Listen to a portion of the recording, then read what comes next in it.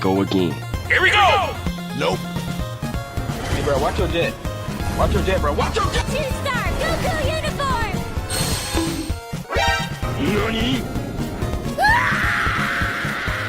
Another day, another victory for the OG. Taking down the sweats. The imposters among us. Fatality. Falcon punch! Leave me alone! Tetsuo!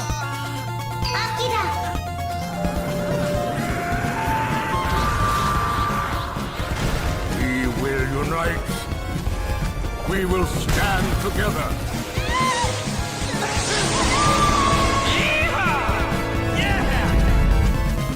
That was quite the show. Well done.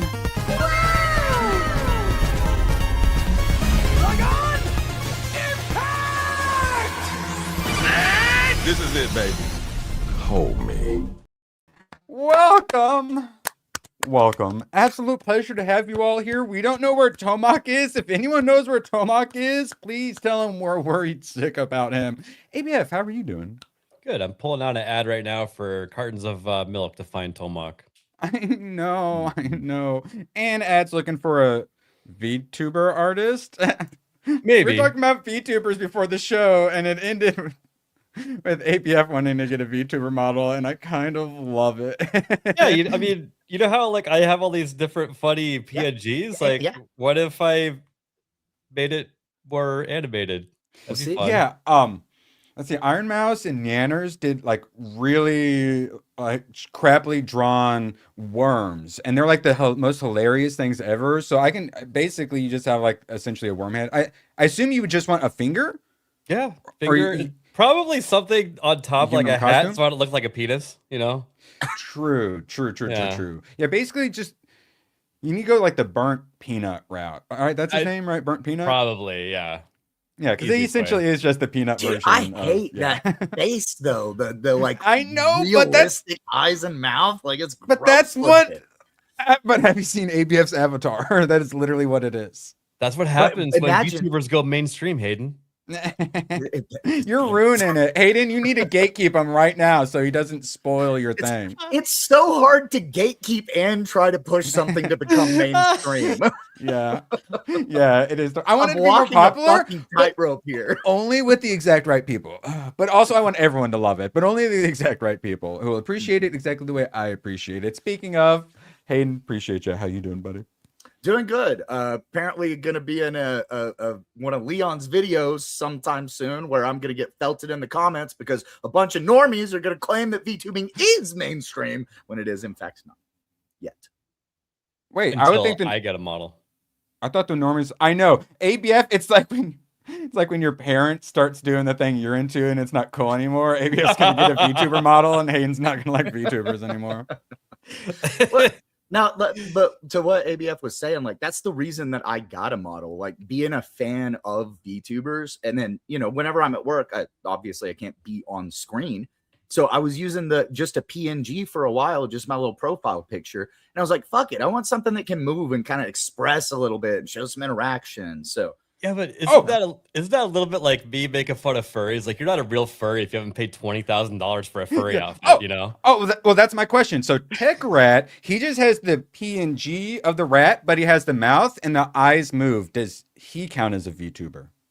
Or is that more a because that's not even quite PNG tuber? Like that's like somewhere in between all of that. Yeah, there is an expanding definition of VTuber, and VTuber fans do not like that the definition keeps expanding because if you ask a VTuber fan, is the bird peanut a VTuber? They will say no. But that was a whole controversy. I know. It's fucking. Yeah. It's just. Well, Bert Peanut called himself a P-tuber. Maybe Rat is a R-tuber. Lotto. Yes, he's a rat tuber. Exactly, Fat Roller. He knows what we're talking about. Yes, VTubers.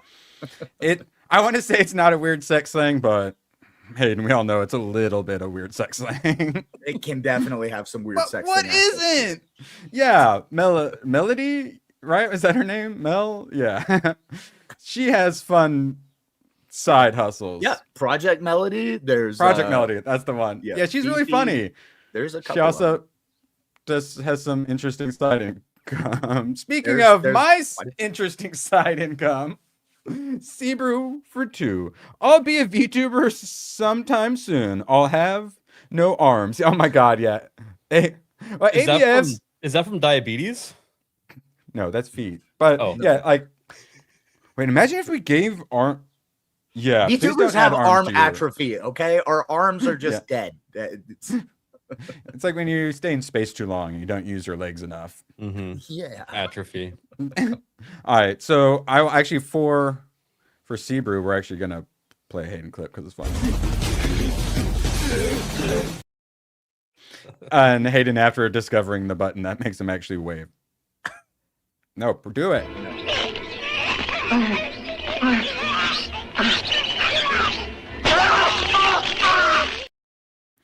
And when I say there's still like VTuber racism, that is exactly what I mean. I spent an hour to bully you about not being able to. Basically, I was an ableist against you, a V-ableist against you for not being able to use your arms. Yeah, VTubers are currently in our civil rights movement phase right now. I wouldn't say it's mainstream, but lots of people We're are gonna have talking to- about it. And We're gonna have lots to of them build you negatively. special like digital ramps into every business. No VTuber is illegal. I can't wait to see those posters all over the place. In this We just- household, VTubers are people. We just Yes, want I- to share the water fountain with everybody else. No, you drink out of your digital water fountain. All right, what were we even talking about? Absolute pleasure to have everyone here. Don't forget, God, the argument went into the next day, Hayden. That's a classic No. Leon argument. Yeah. Chat, appreciate you being here. Don't forget to hit that thumbs up. Shout out Sebrew for getting the super chat started. Yes, Grogu update. It's been lowered. It's down to 250. We got till Thursday to get this poor little fucker movie ticket. Wow. I just threw him at my Papson chair and then he bounced out and landed on the footrest perfectly. It's beautiful. Isaac said I VTubers trained sit him at to the do back of the data center. Yes. Yes. All right, now. All right, we've had some fun with that. Tomac, I don't know where he is, but I really needed him here because I was about to defend some Devil May Cry Season 2, and he also enjoyed Season 1, and I really needed him here with me right now. You need And validation. he I left me in my messaged him and I haven't time heard of from him, which is need. unusual.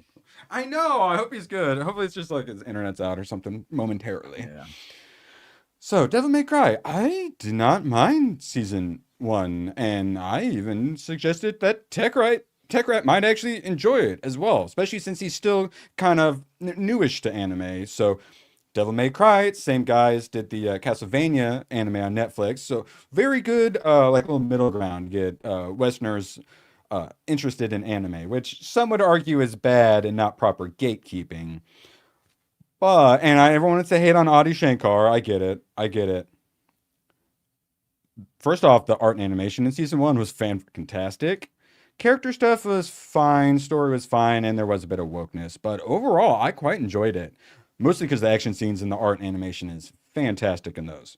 Most in of the season- animation, it had its moments that were kind of shit. Well, in Season 2, I don't think there were any moments of this shit. In Season 2, all of it was... there were some banger fight scenes, and I love me some giant demons fighting giant demons and stuff like that, while little guys with little swords go up and somehow manage to, like, go up against giant demon lords and stuff like that. I happen to like that genre, and it was just that over and over. And then, of course, you get his brother Virgil in, and... they're enemies, but then they have to team up, but then they kind of end up enemies again. And the way they did the flashbacks of them as kids while they're fighting is like classic anime. The way he structured it was really good. And the way that he uses all this 90s music, like hard rock, metal, alternative kind of stuff. Like, let the bodies hit the floor. And then Virgil Dude, chops. I would get so into that. Damn. And then Virgil chops through up a fighter jet with a like ninja sword. So my I like argument, that stuff. I'm a sucker for like, it. Sorry. I love that stuff too. My argument against the first season was just that to me, it wasn't Devil May Cry. They ruined a lot of the essence of what DMC is. Now, if you're just watching it as an anime and you don't know anything about Devil May Cry, it was actually all right. Like I kind of enjoyed the first season for what it was, but for DMC, I did not like it because they ruined some of the characters and fucked some stuff up. I heard that from you and Leon, but then at the same time, Tomak, also really big fan, he was fine with it. So yeah. What could they have done better? And I don't know the lore stuff. Up the characters really. Like they completely fucked up Dante as a character, because he's not some stupid, aloof, goofy fuck. Dante is more like he's kind of like the aloof, cool guy that sometimes does the occasional goofy thing. He's a Spike Spiegel, but a little goofier. Yeah, basically, yeah. And they kind of fucked that up in the season 1. Yeah, that's one of my complaints is Dante could be better, and they got Johnny Young Bosch, one of the goats of voice acting, doing it, and it still didn't quite do it for me. But in this one, I was quite happy with this. The character stuff, he really stepped it up. And then I go down my list. The character stuff and the story was a lot better too. I was quite happy with those. The art and animation, very good. The music, I'm not even into a lot of those songs, but the way he worked it in, it was so good. And I'm assuming, Hayden, you probably are more into those sorts of songs. Yeah. It worked for me. And then quite a bit of intrigue where you got the various factions. Really like that. The president's still a super gay Texan Trump guy, and there's still demons being held in ice cages and shit. So there's still a little bit of like the woke retarded stuff. But it doesn't take away too much. Thank God, Tomak. I needed you here. Thank God. It took way longer to help out some people than I expected. Oh, I was gonna say, so it's not because you played Subnautica too late. No, okay. Worried. All right, and then here, let's switch you around because I think Tomak works well with the chat. All right, so Tomak, we are talking some DMC season 2. You finish it yet? I finished it when it came out. Oh like yeah, the day. Dude, I was saying, Hayden, I liked it so much I finished it in 2 days. Oh wow! And I really enjoyed it. Tomak, what'd you think of it? Yeah, I enjoyed it pretty much. I could understand why they power through DMC 2 because how light DMC 1's plot is. DMC 2 has even less. Yeah, didn't you say a lot of people didn't like DMC 2, right? DMC 2's pretty trash, and also it has like even less plots. DMC 2 is the worst game. So that's one where I don't necessarily, you don't need to stick to the stuff. I was quite... Yeah, so I can understand why they do this. It's to just get it out of the way, even though they doing this in the wrong order. So, and then for me, I don't know that stuff. So I wasn't really affected by that. But I obviously, I get why my nerds would be bothered by that stuff. So in the first season, story and character were fine. In this one, I was much happier with the story and character, but particularly the Dante Virgil relationship. I loved how they had, they're enemies, but then they kind of end up having to work together. But then turns out Virgil might not have the best loyalties, but then he still like sacrifices himself and stuff. So you have that complex brother relationship and the growing up in the two different worlds. Virgil. That sounds like from the games. And then in the middle of the fights, it's like anime, it cuts to, like the flashback of them as kids, so like a relevant point, and then comes back and then really great animation and then cuts to a little flashback. And the dialogue wasn't the best in season 1. I was much happier with the dialogue in this, but still could have been a bit better. But I go through the checklist and I really fucking enjoyed it. So I get everyone hating on it, but I enjoyed it. Tomak, what'd you think of it, especially compared to like season 1? Well, it focuses more on Dante, but mainly on Virgil in season 2, as I kind of would expect. Dante's not even in season 1, or not season 1, sorry, episode 1, because he's like frozen in a crystal. He's still frozen. That one focuses pretty much on Lady, which I would expect. And I was happy with Lady's part. Obviously, she's good, but then works for not so good people, kind of helps fuck everything up, causing the world stuff, but she's good, so she ends up working with them, and then her and Dante finally had their little thing. And I like that. And then he's, she's the one doing it, but then he kind of tries to like sneak some kisses in later, doesn't get one, and I like that. Nice little bit of relationship. It was quite small, but it worked. It was just enough. Character stuff was really good, and I really liked Ouroboros guy. What's his name? Oreo or some shit. What's his? I don't remember. Argonax. Yeah. Can't gonna believe say, I can't couldn't remember his that. fucking name. It's complex. Yeah. Well, that's the name Really? of the demon he turns Yes. into. Well, yeah, his Dracula ass ends up like he's like reincarnated a bunch of times to basically be a demon vessel, and then he turns into a giant demon lord, and then they send him into another realm where he does a giant titan demon battle while Virgil and Dante are in their like demon forms flying around kicking lots of ass. It was great. I liked it. So Tomac, I was honestly, I think Hayden might enjoy it. There's so little time. You don't need to watch it. But like Tech Rat, I think it would be really good for him. He's still, a little newer to anime. So this is a nice, because it is obviously very American. It's not anime or whatever, but it's anime. I'm sorry. ABF, did you watch and it's season one? fantastic. No, I didn't, and I don't know anything about DMC at all. So Okay. maybe I am like the target audience for it. You might be, because Yeah. I feel like you might Gun porn, enjoy this. gun and swords. Nice. Yes. Guns and swords and killing demons, and everything's got some action. Oh yeah, this season they probably introduced some fairly important like secondary background characters, like the gunsmith. It's the grandmother of someone important later. And the random like other soldier, I think is referencing I think it might be the guy that Nero saved at the start of DMC 5. This is cool, right? ABF, like this is pretty cool, right? Yeah. Yeah. No, see, Okay. and that's the thing. They all wear dusters and like long fucking jackets, and there's lots of cool fighting and shit like that. Like, Yeah, I enjoy it enough, but like I said, for being a DMC fan, it pisses me off the way that they ruined some of the character stuff and not quite following story stuff. But that's nitpicky things, to be honest. Making Sparta being a deadbeat dad at this point. What's the quick rundown of what DMC is about? Tomac, you go ahead.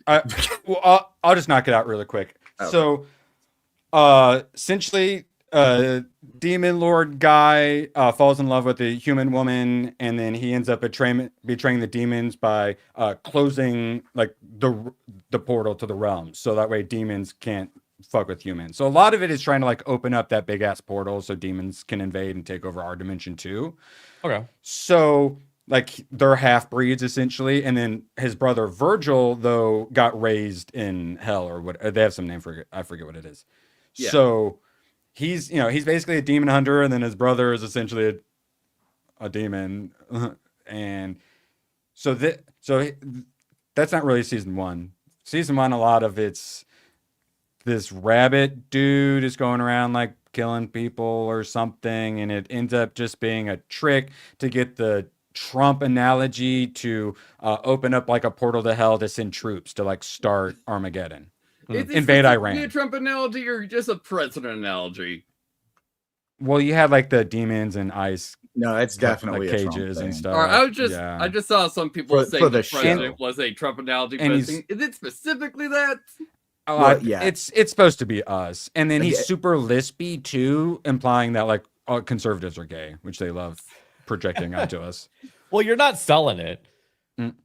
Okay, well here we go. So they've got let's see, "See You in Hell" by Papa Roach. They got some Corn, Evanescence, Drowning Pool, Skater Boy from Avril Lavigne. Let's see, No, tell me more. Let's see. Do I really have to go to Spotify to see all this? Probably. Okay. Yeah, so let's see, one called Bazooka. Let's see, Power Glove, Amy Lee in Power Glove. Yeah, bunch of 90s songs. Let's see, give me the stuff that's licensed. I don't give. But yeah, if you like all that hard rock and metal stuff, God, it's really good. Tomac, are you even into that kind of music? I'm sure I have a good chunk of that music. Okay, so it is your kind of. it. Yeah, it is. Well, no, I mean it is your kind of music, like genre preference. Oh yeah, because I'm not really into like the harder, like metal stuff. But even for me, it really worked. So that's the soundtrack of my teenage years, to be honest. Like most of the music that I was able to identify was the DMC remixes that they have in here. Like they have Yeah, like well, that- Bury the Light and a couple Oh, different versions well, of Devil Trigger. That's nice. There you go. See, like I didn't know that stuff. So they actually threw. And were those good member berries? Did they do it well? They were appropriately placed, I thought. Ooh. All right. So, everyone hates on Audie for being a fake fan, but he does a He at decent least has job of enough fan real service. fans on staff, at least. Yeah. I don't think he's a fake fan. I think that his vision is kind of fucked up for what he's trying to do, but I think he's doing a good job of bringing his vision into it, and I think it's enjoyable. So I have standards, principles, and integrity.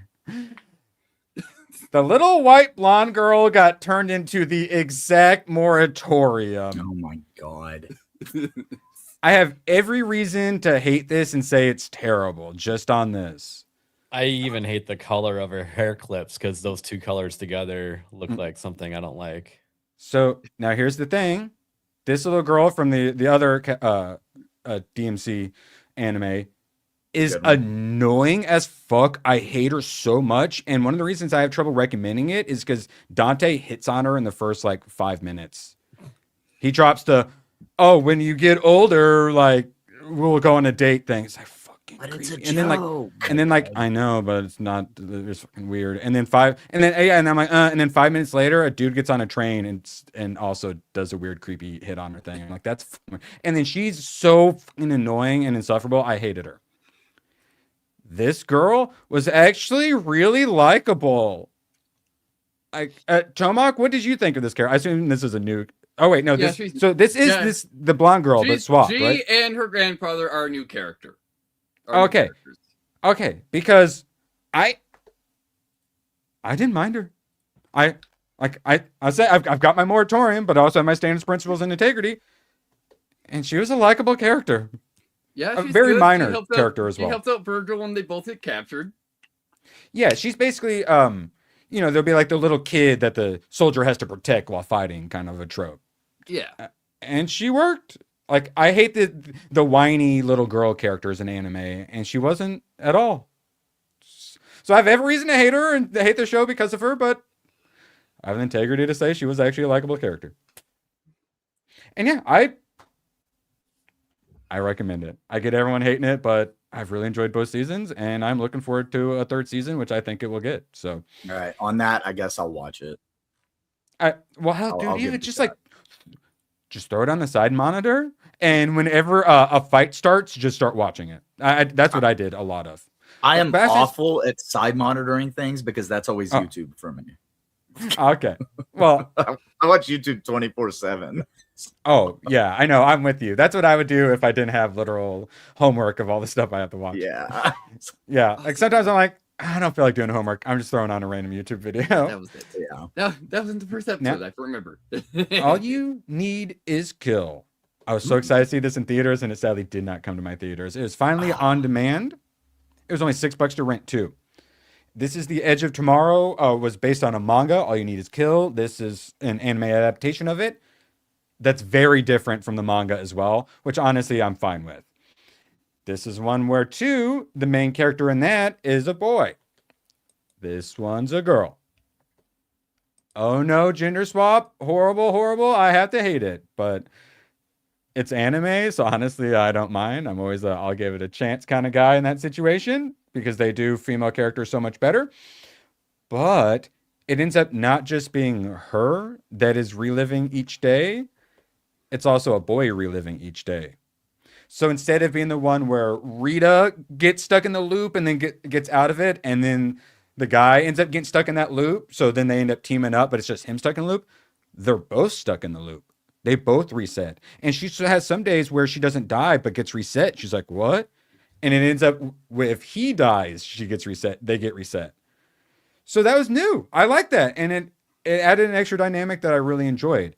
Also, for this one, whereas in the manga, it's just one battle and they're just fighting like flying spaghetti monsters from space, basically, with gigantic like Pac-Man mouths with teeth everywhere.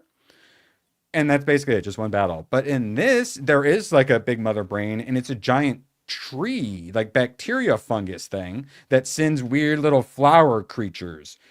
And then I started Subnautica 2, and it's a giant fucking like bacteria tree exactly like this. and it also like fucks with people's minds and stuff like that. So it all ends up being about getting like up to the top of the tree to destroy this like thing at the center, because it came in from space and it's basically about to colonize us. Now the art and animation is a little different. When I showed all the trailers to you guys actually surprisingly thought it looked really good, which I was a little concerned about because it is a more unique art style. But it's from one of my favorite studios, Studio 4 Degrees Celsius, who did Tekken Concrete and like 4 of the Animatrix episodes, along with some other really good stuff. So I was really looking forward to it. Art and animation was fucking great. So I was happy all around. 8 out of 10 for me. All you need is kill. Was definitely worth the $6. Nice. I really enjoyed it. All right, moving along. So we spent too much time on DMC. I wanted to watch a few old school ones. Started Fire Force, made it through the first arc, and then a couple. Fire Force is great. I really like it. Hayden, have you seen Fire Force? Because it feels like an easy recommend for you. Yeah, this is one that's been on my list for a long time, but I just haven't actually sat down and watched it. I feel like I would love it, but okay. So they all have fire power. So a lot of them are very like hot-headed and passionate. Like, you know how. Yeah. You know, you and Leon like to fight over things. Yeah. I don't know. I didn't hear Leon speaking about DMC yesterday. Yeah. So you know how in anime oftentimes there'll be characters who are very passionate as well. Like Inosuke? Yeah, Inosuke, like the boar-headed guy from Demon Slayer and stuff like that. So there's like a lot of people with this kind of a personality in Fire Force. A Hayden Leon-esque personality. I can relate with the passionate personalities. Yes. So, because when I first heard about it, I'm like, so they just put out like fires? No, it's a world where people get turned into like fire demons and start like killing everyone. So there's people with fire powers who then have to kill those fire demons. And there's like 8 different fire houses, all run by a cast of curious characters, and then a lot of them are kind of bad guys, essentially. So instead of waiting several arcs, he gets brought into the new firehouse, and then very quickly it's about investigating other firehouses for like corruption, and because they're trying to figure out who's causing everyone to like spontaneously combust into the fire demons. And they feel like some people are withholding information about that, might know a little more. And it turns out a lot of them are bad. So instead of waiting a while, like having a whole arc where he, like an introduction arc, he's already in and they're already infiltrating and doing a much bigger story. And then you find a weird cult of people who are basically trying to burn the world down. And the main character, of course, has super special fire magic powers. Parents and brother mysteriously died in a fire, and he's trying to figure all that out. So just perfect anime tropes, everything I love. Really likable characters. And for the Haydens and Tomoks out there, one girl has like weird sexy powers or something, and so she's like constantly like naked essentially. And then the main character, like, he'll just like be grabbing her boobs all of a sudden, or like she'll fall and her crotch will end up in his face and stuff like that. So like there's a lot of fan service for you too. But it's not too wild, and the stuff isn't too overboard that like ABF at this point I feel like he'd be fine with it. It's not too overboard with it, but like ABF, when you hadn't watched any anime, might not recommend a Fire Force. But yeah, if just the classics, if you already watch, My Hero, Hunter x Hunter, One Piece, all these classics, and you want another classic, Fire Force. It gave me everything I wanted out in anime.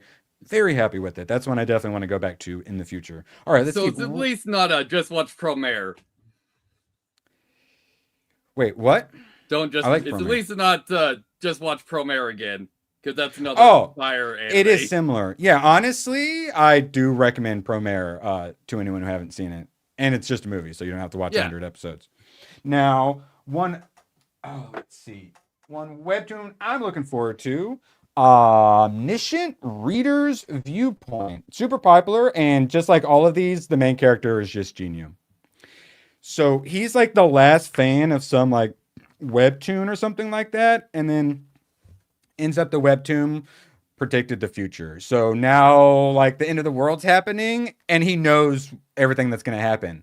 because he's read like the story already, but he's the only one. And then they fight a bunch of demons and monsters or something like that.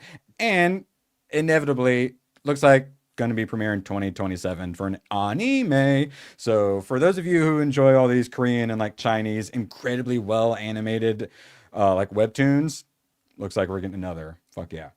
I think that already has a live action adaptation. Oh, really? I've never seen some shorts about it.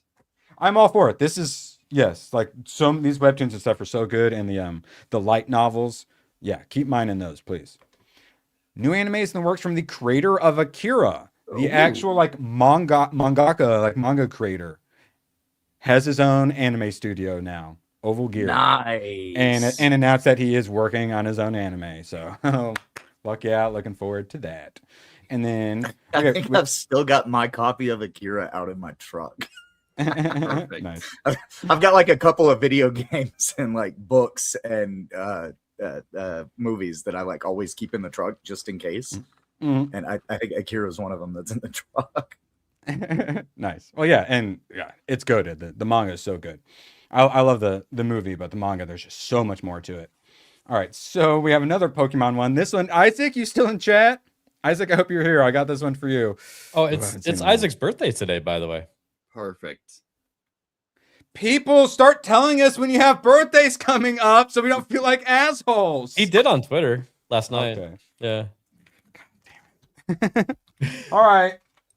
You were too busy playing video games. Is he doing a birthday stream? No, dude. I doom scroll. No, I don't think so. It sounds like he's gonna be just out doing real life stuff today. Okay.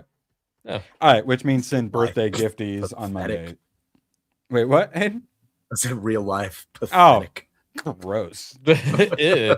All right, so, okay, so dang it. No, Isaac, he would have loved this. All right, so do you guys remember the Pokemon episode where this shyster comes to town with his executors and he hypnotizes people? And then they run wild and stampede and they have to stop them. I remember the Executor Stampede. I don't remember remember that bit. This is when Charmander evolves into Charmeleon because he catches him on fire at the end. This is what I didn't remember though. Okay, I'm just reporting, chat. I'm just reporting. Remember the episode of Pokemon where Ash's Charmander evolves? I bet you didn't remember it being about a distinct-looking snake oil-selling fake magician named Melvin with a big, weird nose and nasally, whiny voice coming to town with his execute to hypnotize people into giving him their money. The voice is the most offensively stereotypical Jewish voice I've ever heard. They have a Jew, snake oil salesman Jew, come to town to hypnotize them out of their money. Well, I guess poor Does kid he go like this a lot? then. Oh, that's a Literally. good question. Does he do the hand rub? Yeah. Probably not. That probably wouldn't have been something that they originally animated. Oh, Isaac is here. Oh, Isaac, you're gonna love this. Okay, and then dang it, I had it. You guys saw it when I first pulled it up. And then there's someone from the town who has an idea to stop him. Oh no! Perfect. He wants to bomb all of the executors. He wants to blow up the executors with bombs. And they say no. Better if people say Team Plasma Guy, but that costume didn't exist yet. And they say no, we can't bomb them because they've been brainwashed. So we can't just kill them. It's not their fault. They've been brainwashed by the snake oil salesman, we'll call him. But it turns out Pokey Hitler also had a bad idea. Instead of dropping the bombs, Charmander just burned them all. And like a fire blast. And then that made him evolve into Charmeleon. It wasn't in a contained area, so no need for calculations. I did not remember it that way. And I'm telling you guys, we don't need to play it. The dude's voice, the snake oil salesman. Oi, man! It's like basically what it sounds like. It's wow. it's not like- subtle in the slightest fucking bit. What did I 4 kids remember mean the by Execute this? Stampede, but that's all I remember is the episode of the Execute Stampede and then the evolution. Well, yeah, because that's one of the clips in the intro. It's the Executor Stampede. Yeah. It's one of those moments like when you're watching an anime and Hitler pops up, but in like a positive light, and you're like, oh yeah, Japanese people see World War II differently than we do. Yeah, that's a good point. They were able to Yeah. make jokes on things way faster. Wait, did Jules get dropped? Yeah. Blacka 25 sent a sunshine. Shout out. They was working on my. Oh wait, is it? Oh, okay. It popped up at the very top. Yeah. Shout out Black Up for the sunshine. And Wait, is it showing earlier, up on a star? Captato Man sent And a then- star for 2 Joules. Oh, shout out. And then I don't want to forget B-Mains. Erwin, you might like this action movie. Give me the title. He's using his mod powers to drop links. I know, but then it pulls up in the wrong browser for me. All right. let's see. The Man from Nowhere. Let's see. Looking Asian. Yeah, original title Agiosi. The Man Looks from like it Nowhere. could be good. 7.7 with 81,000. A quiet punch-on keeper with a violent past takes on a drug and organ trafficking ring and hopes to save the child who is his only friend. Yeah, that That actually sounds good. Yeah. Like, yeah, it's oh God. The Raid. Yeah, it's just one of those The Raid movies, which there's a new one coming out, I think, by the Raid guys. Captain Tato Man sent thumbs up for 10 joules. Okay. Oh, now I see it. It blends in with the rest of chat sometimes. Sometimes it Yeah. has like a little extra thing, and sometimes it blends in like someone's trying to like trick So me. on my chat, what I was it's- trying to say it's the other day. highlighted. Yeah, it's highlighted for me right now. But whenever it's my stream and I'm watching my own stream, it doesn't highlight, and I sound like an asshole because I'm like, Well, yeah, oh, because really? Jules aren't put up in fan funding yet. Shout out. Well, really, because it popped up for me. Let's see. Like it had a little thing at the top. I wish No. YouTube would just like get their Oh, yeah, it shit does. together and then roll it out rather than Oh, no, like they're- rolling things out that are half broken. Yeah, but I mean, like, they're not like generally like put up with like recent donations in that list. Oh no, it did. I just checked. Oh, but it doesn't show it properly for me. It was showing it like just it was like being typed. All right, Yeah, but who gives same. about that? All right, let's see. We're done with some anime, getting into some gaming, and don't y'all forget. Oh, I forgot to set up the raid. We are going to be raiding into Pragmata video. Yeah, I've been Nice. fucking waiting on this video. So I ended up splitting it in half, so you guys didn't have to wait an extra week. So it is just like 9.5 minutes or so. So it covers some Pragmata and then the drama, and then I will drop the second half, which will be more of a review. But I'm gonna slip a little mixtape in there first while it's still a bit hot. Probably gonna have to turn that into a two-parter too, or I'm gonna have to cut the. Wait, Black. Okay, Black has sent another sun. Oh, it's at 200. It's Jewel Sunshine and another 200 Jewel Sunshine. Perfect. Yeah. What? It ended up a little too blue where stuff didn't stand out, but otherwise, thumbnail, you guys liking it? I love it. Yeah. Yeah, Yeah, this was the vision in my head. I wasn't sure how well it would come together, but No, I thought it, it worked like- out pretty well. comes across great. I knew exactly what you're going for with that. I like it. Excellent. Oh, Alright, and by then, the way, oh yeah, real quick. So the Survivors fans are finally finding Hollow Cure because for the past week, my YouTube has been filled with they tried to hide this game from us, and it's all uploaded within the last day or two. It's like, no, like Yeah, fans of VTubers say, you don't know your shit, move on. Yeah, exactly. I was working on that Survivors like video, and it would have just ended up being just play a Hollow Cure video. Dude, there are so many of these It's like really good. huge Survivors like channels that are like, this is the best Survivors like game I've ever played. It's like, oh.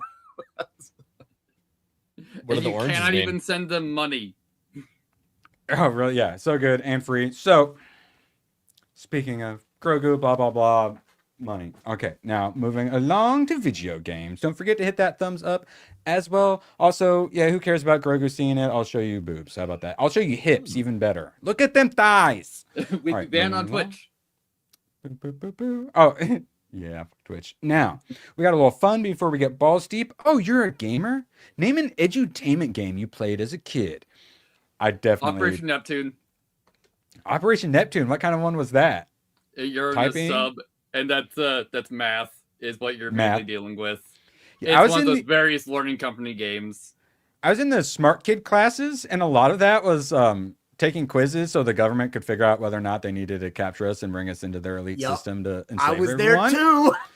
And then the other half, we got to play edutainment games. I really liked them. I can't remember the name though, so I was kind of hoping I could scroll through here. And Oh, I remember some. that one with the alligator on it. The up above. Oh yeah, Was the it jump very- start. Jumpstart I remember that. Yeah, I games? played Yeah. that one too. Yeah. That I don't remember. Socrates. Me either. Probably hardware. Mario teaches typing. No, it's Time Machine. Is it VTech? Yeah, looks like it teaches typing. Yeah, the VTech like laptop to teach you like Oh, yeah. typing and stuff like that. I had one of those. Let's see, Hugo's House of Horrors. That one's technically because that's just a general game. Because Yeah. Hugo's House of Horrors is kind of weird. Yeah, we're moving away from edutainment. Yeah, where in the world is Oh. Carmen San Diego? Yeah. Oh, yeah. Tons of this, Geography, yeah. baby. Ooh, Amazon Various Trail, like Amazon Oregon. trails. Yeah. Let's see, I don't think I don't that's know what that one. is. Oh wait, it's Flash. Oh, it's a Flash game. Okay, Also, would we say Typing of the Dead counts as edutainment? probably. Yeah, I guess. Yeah, I've seen some games. I wanted to dabble in one. I want to. Oh, I remember that good one. like roguelike typing game. Yeah, but- I Not, know not that this one, the one. one above it. I This one? remember that. I don't remember what the game is though. Dr. Brain. Or Oh, the Dr. Lost okay. Mind. The Lost Mind of Dr. Brain. Oh, so he swaps with like a giant rat or something. This Yeah. one Wait, hurt is me that how- fucking hard? Is that how Math Tech Blaster. Rat was born? Yes, actually. That's how. Oh, yeah. When you get your VTuber model, you're going to have to do something like this to upload your consciousness to your VTuber model ABF. You do know Oh, that's part of dang it, it. right? Where do I stick the tube? Oh, yeah. There we We'll go, explain it Typing before of the Dead. procedure. Okay. Yeah, Math Blaster was obviously the classic. All right, I think that's enough Davis of teaches that. typing. Oh Everyone my played God.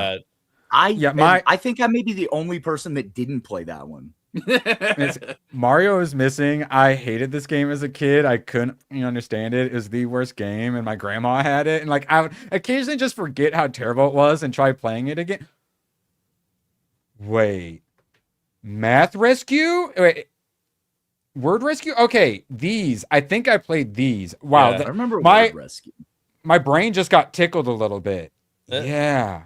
Yeah. You know what? Maybe I need the to look reason more. I'm I so want brain bad at tickle more. math is because I didn't play Oh. enough math edutainment games, and I Yeah, played there's all the Operation ones about Neptune. words. Oh, this is like pre-Subnautica. Oh my God, yes. Well, yeah, because as you're going throughout the game, it stops you. It's like you have to do math adjustments to adjust for the new pressure you get into. Let's see. With how deep Yeah, you're getting. our computer lab had Mavis Beacon on every computer, so they must have had like government contracts. Likely. Oh, dude. So English Batchers in the chat just said, when someone started at the call center I was at and sucked at typing, we would stick them on Typing of the Dead for a few hours each day. We also had Yeah. a Quake LAN CUD? Land Yeah, party, probably. teaching Land boomers party, how to yeah. not like I know, henpeck that's by playing. What a great way. Like, you go through your Also, day yeah. and it's like, all right, for the Yeah, so last Dr. 2 hours Brown. of the day, go play Typing of the Dead because it's typing training. Oh, Sierra. Remember Sierra? Mm-hmm. Yes. Mhm. Hey, Tom, I think the last couple releases of the House of the Dead games do have a Putt-putt! Typing of the Dead mode. God, I Ah, played all the nice. putt-putt games. I have given that to several streamers that when they've been particularly sucking gas, they just said, maybe this is more your speed. Oh, it's Freddy Fish. Classic Tomac. Please don't Did send me one. Did anybody else play Freddy No. Fish? These Zoom beanies. These. Zoom This bean- is what I played when the government decided if they wanted to abduct me into their secret programs or not. Zoom beanies. Oh my God! I knew if I scrolled forever, I'd finally find it. Oh my God! Zoom beanies. Holy shit! Memory unlocked. Let's see. I'm looking more into Zoom beanies. Zoom beanies. Okay. Was this game Yeah, a this was it. Oh man. Yeah, it's one of these games. Nice. Oh my God! I just played a similar game. Oh yeah, you gotta like make pizzas and stuff. Yeah, it was just literally a game. I remember that game. All right. Yeah, Yes. it doesn't look like particularly trash. I didn't know how that was supposed to be educational, and I still don't. Yeah, I know. Yeah, it was just a game. But when you think about it, yeah, math and like spatial awareness and stuff like that. Or when yeah. it groomed you into being a pizza delivery person. No, it honestly helped groom me into being more of a gamer. Hell, I had the damn Noah's Adventure game or whatever the Bible game was on the Nintendo. So the one that's just Wolfenstein? No, not that one, the side scroller one. Okay. Isaac asked if Minecraft counts. I'd say only if you force yourself to play with the redstone stuff. You know? Yeah, that's some programming engineering. nonsense is messing with redstone. Yeah, that's kind of what we did with Roller Coaster Tycoon. That was always fun. Get some engineering. Yeah. Or some Sims if you want to do a little murder. Sociopathing. I love being in those classes in school because everybody else was having to go to a regular class and I was getting to go sit and play computer games. And then you'd have to take weird quizzes that I look back on and really make me wonder. Yeah. I know. It's like I was in that class and they made me feel like I was smart at the beginning. And then I was like, oh, wait, I'm really stupid. And then I realized everybody else in the school was more stupid than I was. And that was a problem. Yeah. And then I became cynical. That's how I first discovered I was smart. I first discovered everyone else was stupid. But then I realized, wait, no, I guess it's because I'm smart. I'm like, I'm not smart. Everyone else is just stupid. Smart. I'm really dumb. Everybody else is more dumb than me. We're doomed. Yeah. I was consistently in resource. If you want to feel better, just go to school as a kid in Baltimore. Or if they want to feel better, play Subnautica 2. I'm loving it so far. It's everything I wanted and then some. ABF, you've dabbled in the previous games. How are you thinking of this one so far? Well, the multiplayer aspect, first and foremost, is very smooth. We didn't have any issues whatsoever of like things not lining up or things not working. Like, I honestly, I don't understand how the game was said to be not in an early access state.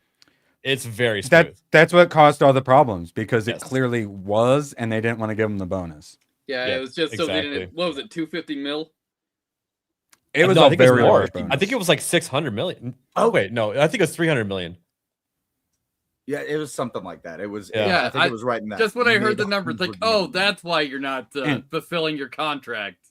And like the head of the studio, I think it was just the other day, pointed out because people want to think like, oh, he's rich or something like that, and he was pointing out how he still rents. He doesn't even own a home.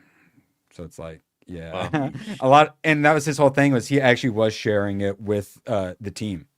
That was one of the other problems. He wasn't just trying to be greedy to get it. He actually wanted it and for the whole team to share in it. Well, yeah, I'm sure his categories in his income taxes murder.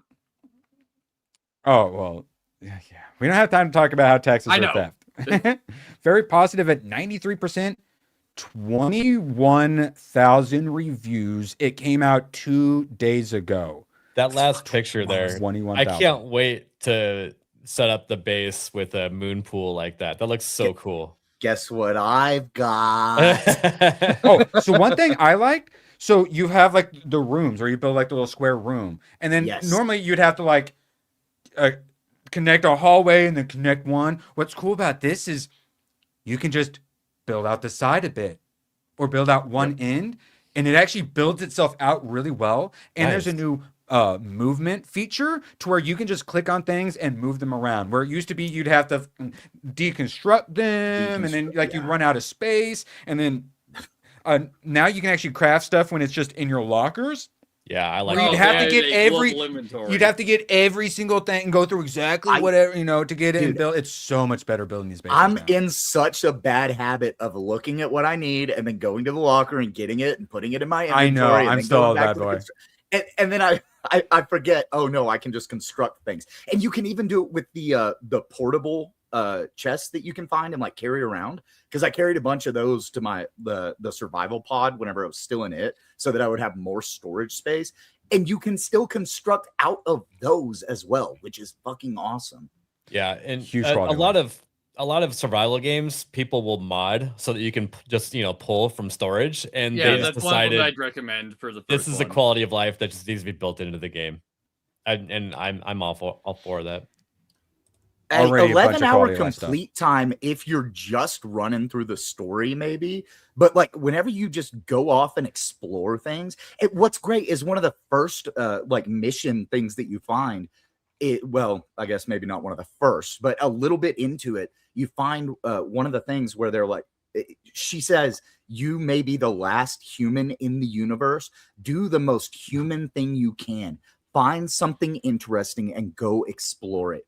And if you do that in the game, it drastically stretches out your playtime. So, and one of the other things, like ABF, excited about this, is that my first playthrough, every new area, like new biome, I'd build a base. Mm-hmm. I didn't really need to. You'd be in and out of the biome usually pretty quick. You don't need to build a base. So later runs, I'd usually have my central base, and then I'd have like my second base and like the optimal like in-game spot, and that's about it. Like but that's you build not the nearly, main that's base at a central point. But yes, but playing multiplayer, that incentivizes me more to every time we go off somewhere like far away to just go ahead and build a base there. It's a lot easier for us to collect everything. The quality of life is really good for building these bases and stuff like that. Get some So air. and we're just having fun chilling too. So yeah, I'm more incentivized playing with my friends to actually hang out, explore, build bases in different areas, do stuff we don't really need to, just because it's fun to do and it looks cool. And so also, I'm excited for that part. Later on with the larger sub, that's basically like your little RV that you can drive around and have all those stuff. It's like a mobile base, isn't it? Well, I assume usually one of the things you can add is like storage and stuff like that. So yeah, presumably. So the way this is you have like the tadpole here, and then it adds different wings on. You have to find those wings, and I just found them last night. Oh, and I just saw a clip in my feed on Twitter. If you click on that picture again, those two little dots on the back, that storage you're making fun of me for carrying around, and I brought back to the base. You can stick one there for extra storage on the tadpole. Yep. Yeah, good quality of life. And then presumably, this will be storage, and then you can like no, the top is actually the power cell. Oh, but this little part's not storage too, because usually it'll be power cell and like storage. I would. So have if it's just the butt storage, I'd be sad. The two little dots. I just saw the guy put the the little carryable thing on there. Maybe it takes other stuff too. And then new tools like the Sonic thing, which you can use for harvesting stuff, getting into new areas, and for defending yourself a bit from the wildlife as well. While you were holding it, changes. The little plates on the end, they like move around. Like the animation of all the guns and like stuff, it's really, really good. Oh yeah, I put that bad boy in epic. It looks really good, especially during the morning when everything's nice and bright and like tropical. Yeah. Such a comfy game vibe. Tomak, you've been playing, right? I played a little bit. What you thinking? It's more Subnautica since I never got very far in the first one. Is what I essentially think. You're not a Subnautica enjoyer? Not particularly. You're afraid, aren't you? No, because I just stuck around the light area. It's like, where the fuck am I supposed to get shit? You go just what I was frustrating myself about.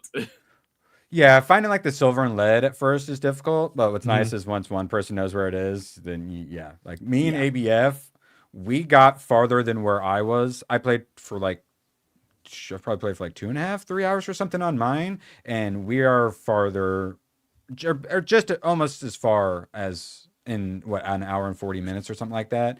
We got there so much quicker. We're already exploring so much farther than I was at that point. So with 4 people, like, you're gonna be able to get shit done. I've only played single player, but I've played for 11 hours. And Holy I'm already like, I can.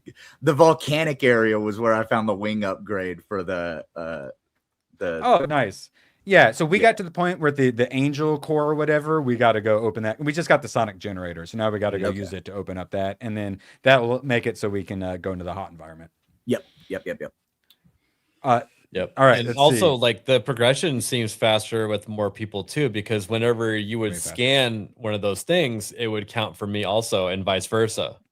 Mhm. Well, Not like if I was like nice. scan a fish, but like if you scanned one of the missing parts, it would count Yeah, the for everybody. blueprints. Mhm.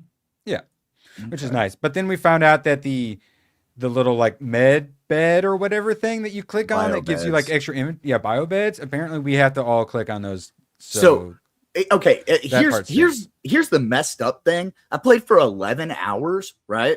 And a lot of that was like me just going around and exploring things and scanning stuff. But I was afraid that if I interacted with the bio bed, it would set that as my respawn point. And I didn't Yeah. want that. So at one point, I explored way far out. And I was like, okay, if I die out here, I definitely want to respawn here. So I activated the bio bed and got an upgrade and went, fuck, I was supposed to interact with all of the bio beds that I found. And then I went back Correct. to try to find them, and there were some of them I couldn't remember where they were at. Because they're kind of difficult to find. But they And they're don't useful, tell too. you interact with the bio bed Yeah. to get improved. And then they I just don't tell you that. Yeah, and then when it's like, oh, you get this upgrade, I'm like, where though? Like, did I get an upgrade? So yeah, But but they upgrade inventory space, dexterity, stuff like that. at the same time, we're always asking to not handhold us too. I feel like everything's pretty Yeah. self-explanatory, and with it being multiplayer, usually someone will know what's what. For I sure. think it's kind of balanced to where, you're asking questions still, but also not you're, being handheld too much like you're saying. Yeah, That's a good and balance. then and it's all very simple. Like me teaching ABF like how to do stuff. It's very straightforward. So. Also, like it's not that hard if you get stuck just to go to Google and say, where's the silver at? It'll tell you. That is what I did. Yes, it'll say Yeah. go start at the landing pod and go 70 degrees north for 100 meters.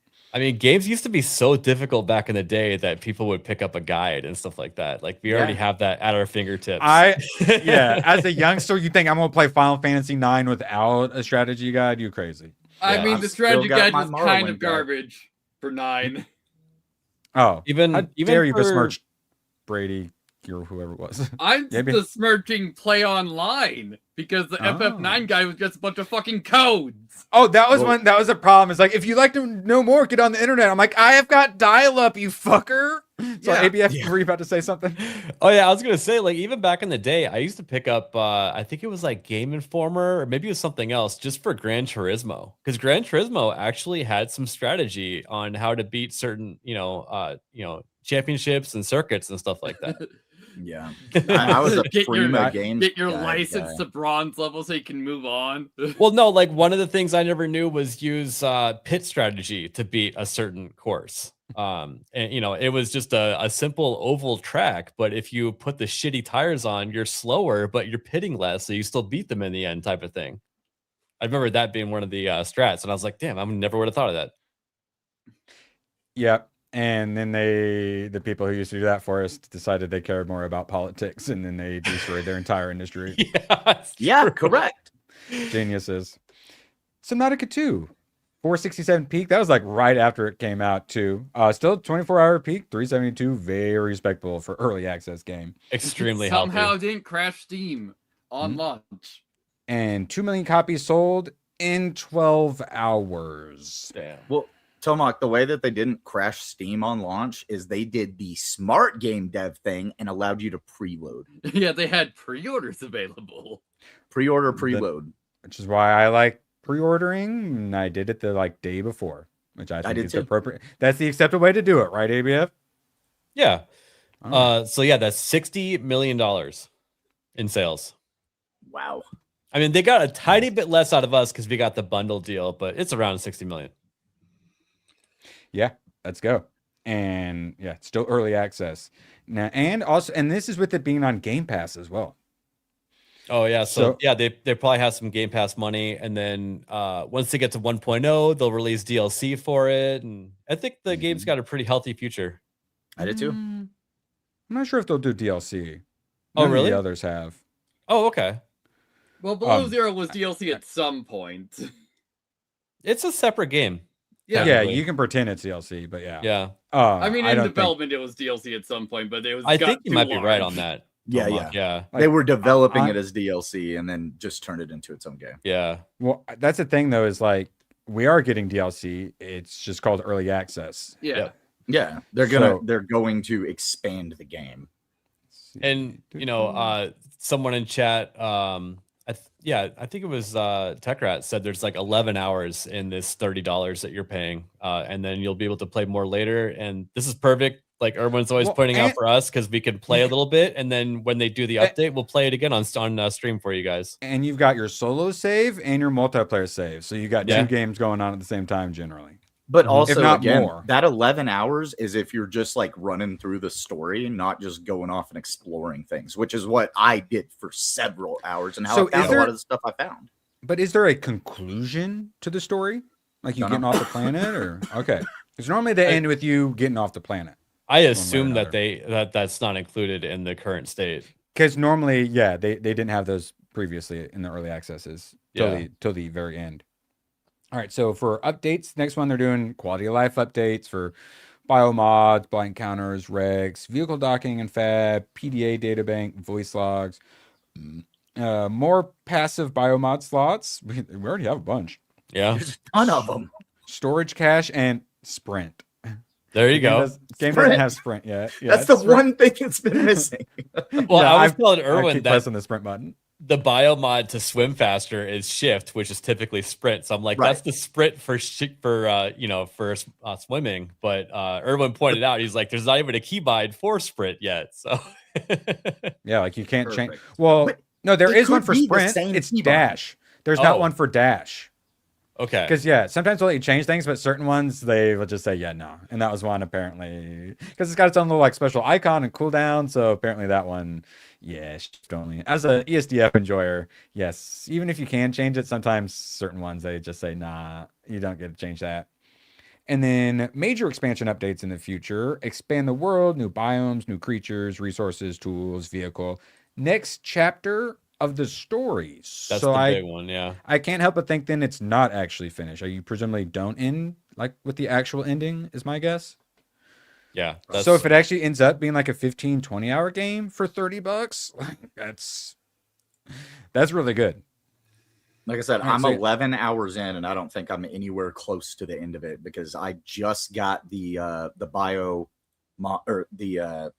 evolution that lets you go into the hot area. So I went over there and I was just exploring a little bit. And then, like I said, I just found a little base where I went inside and I was looking around and I needed some other stuff to actually like go through the base. But I walked into one room and there was just a broken little pod there that had wings on it. And I went to scan it. And I got the blueprint for the wings. The scanner is really nice. It highlights the certain things that you haven't scanned yet, or like you still need to. And then also the scanner itself has a little like radar map thing on it.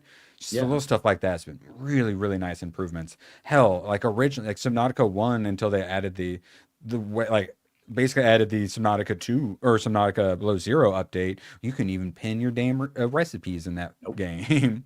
So that's what's nice too, is some of these improvements they actually end up putting in the older games too. Yeah, well, and I keep forgetting you can do shit like that because I've played the other games and I'm still like playing it on hardcore mode basically. And then I'm like, oh yeah, they improved all of this and I don't have to do it. It took me forever to find the silver. My first like 2 hours, I was just playing on hard mode unnecessarily. I accidentally found the silver before I found the iron. When I was watching Nerdy Neo play, he was live for like 4 or 5 hours and he said he was still looking for silver. A lot of people on like Reddit were like, bro, I've got 10 hours in this game and I just found my first piece of silver. And I Googled it and I'm like, do you want me to tell you what direction to go? Because it told me what direction ish. And he's like, no, I want to find it for myself. I'm like, all right, I won't spoil it. So I think the way that I found it first was because as soon as 100 I meters got north. Follow the cables down. Easy. I got to where I could actually like, stay underwater for just a bit. And I just started following and looking for all the human structures I could find. And I found one human structure with a cable that like went into this cave. And I went into the cave and I went down and I was looking around. And then I was like, oh, okay, silver. Cool. Mm-hmm. So, and then it's like you find no silver and you go into one of those caves and it's all the silver. Yep. Son of a bitch. All right. Any last thoughts on Subnautica 2 before we move along? I want to play this afternoon.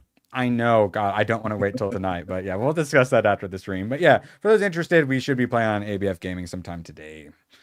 ABF, did you have a preference? Of when to play it? Yeah. Oh yeah, probably after the Gina fight. Oh, when's that? Oh, I forgot that's tonight. I think that's 9 p.m. Eastern, like 6 p.m. my 9 time. Eastern. Yeah. Yeah. So Oh, so it's gonna be super late again. It might be, but maybe not. I don't know. We'll see how long the fight goes. Yeah, Maybe we I can know what I'm squeeze some in before, doing and after this then stream. I know, Hayden, I'm gonna be playing, so we can just do like, you need some help on yours, or you want to come help me on mine?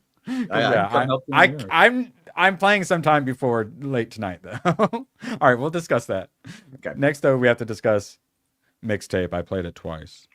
Ew. So thanks to the wonderful chatters, I played it for like 45 minutes or something the first time. So I thought that would be it. So I didn't record. And then you guys got me to play all of it that I didn't record. And then I was like, all right, I'm splitting the Pragmata video in half. I actually do have time to do a Mixtape video. So I had to play it a second time so I could record it. Thankfully, I played Vampire Crawlers for like 50% of it while it just played itself.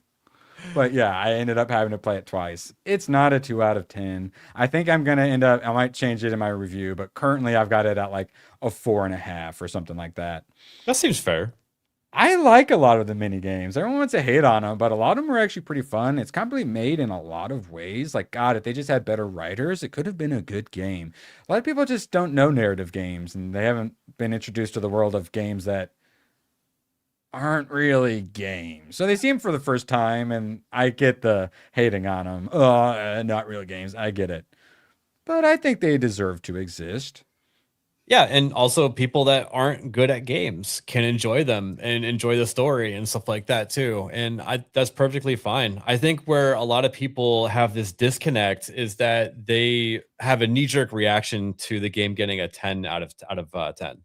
Oh, yeah, that's obviously the problem. And you know me, I'm going to be reportedly and figure out what actual score it should get. About a 4.5. The music is by far the best part, and the way they incorporate it in is really good. But then Stacy, which no one even wants to talk about the worst part, which is the main character. She's like, this is such and such by whoever from 1987, and this is on their second album, and I'm a pretentious bitch with the most obnoxious voice ever. That's the biggest problem. I hate her so much. Well, the tongue battling, I didn't hate it. It was funny. Did you guys see the Kind of Funny Games guys, the way that they put this? How? They reviewed it. They started it with, whenever you start to play this game, you're listening to the music, but before long, you're listening to your soul. That is like, how she talks. Yeah, that she's super pretentious. Yeah, they get philosophical several moments. Yeah. Oh no, that's how Kind of Funny Games was reviewing the game. Was they were getting all philosophical over it. Like, I'm not even kidding. Oh wow, because that's the cringe shit they do in the game. So they didn't even realize what they were doing. Oh my god. No. Or they did know and they decided that may have been the review that way. Also, I will just say this: the guy who notoriously could not beat the Cuphead tutorial did give this game a 10 out of 10. Yeah, and that's why I'm saying, like, people that suck at games will gravitate towards games that are easier, and they can have fun with this kind of game. And there's nothing wrong with that. If you suck at games, that's fine. Yeah. The issue is though, that's how like Zoe Quinn and her depression quest got her foot in the door, and then it's like, you look how that happened. So I do get gamers wanting to gatekeep it, but yep, I'm fine with it existing. But we need to point and laugh at it whenever it attempts to break out. Absolutely. Well, that's part of with like what Anita did, right? And I've said it a dozen times at this point. Anita hates games. She says she wants to play games, but she doesn't want to play games and run around and kill people. That's not fun. But then her being attached to Slay the Spire 2, the problem is that now, since that game is successful, later on somebody will go, oh look, Anita was part of Slay the Spire 2. Then they can try to bring her in, and that's where she starts to shove in her agenda. in these other big titles and stuff because it just bolsters her name. Like that's why we care about stuff like this, is because it's like, okay, this isn't a game.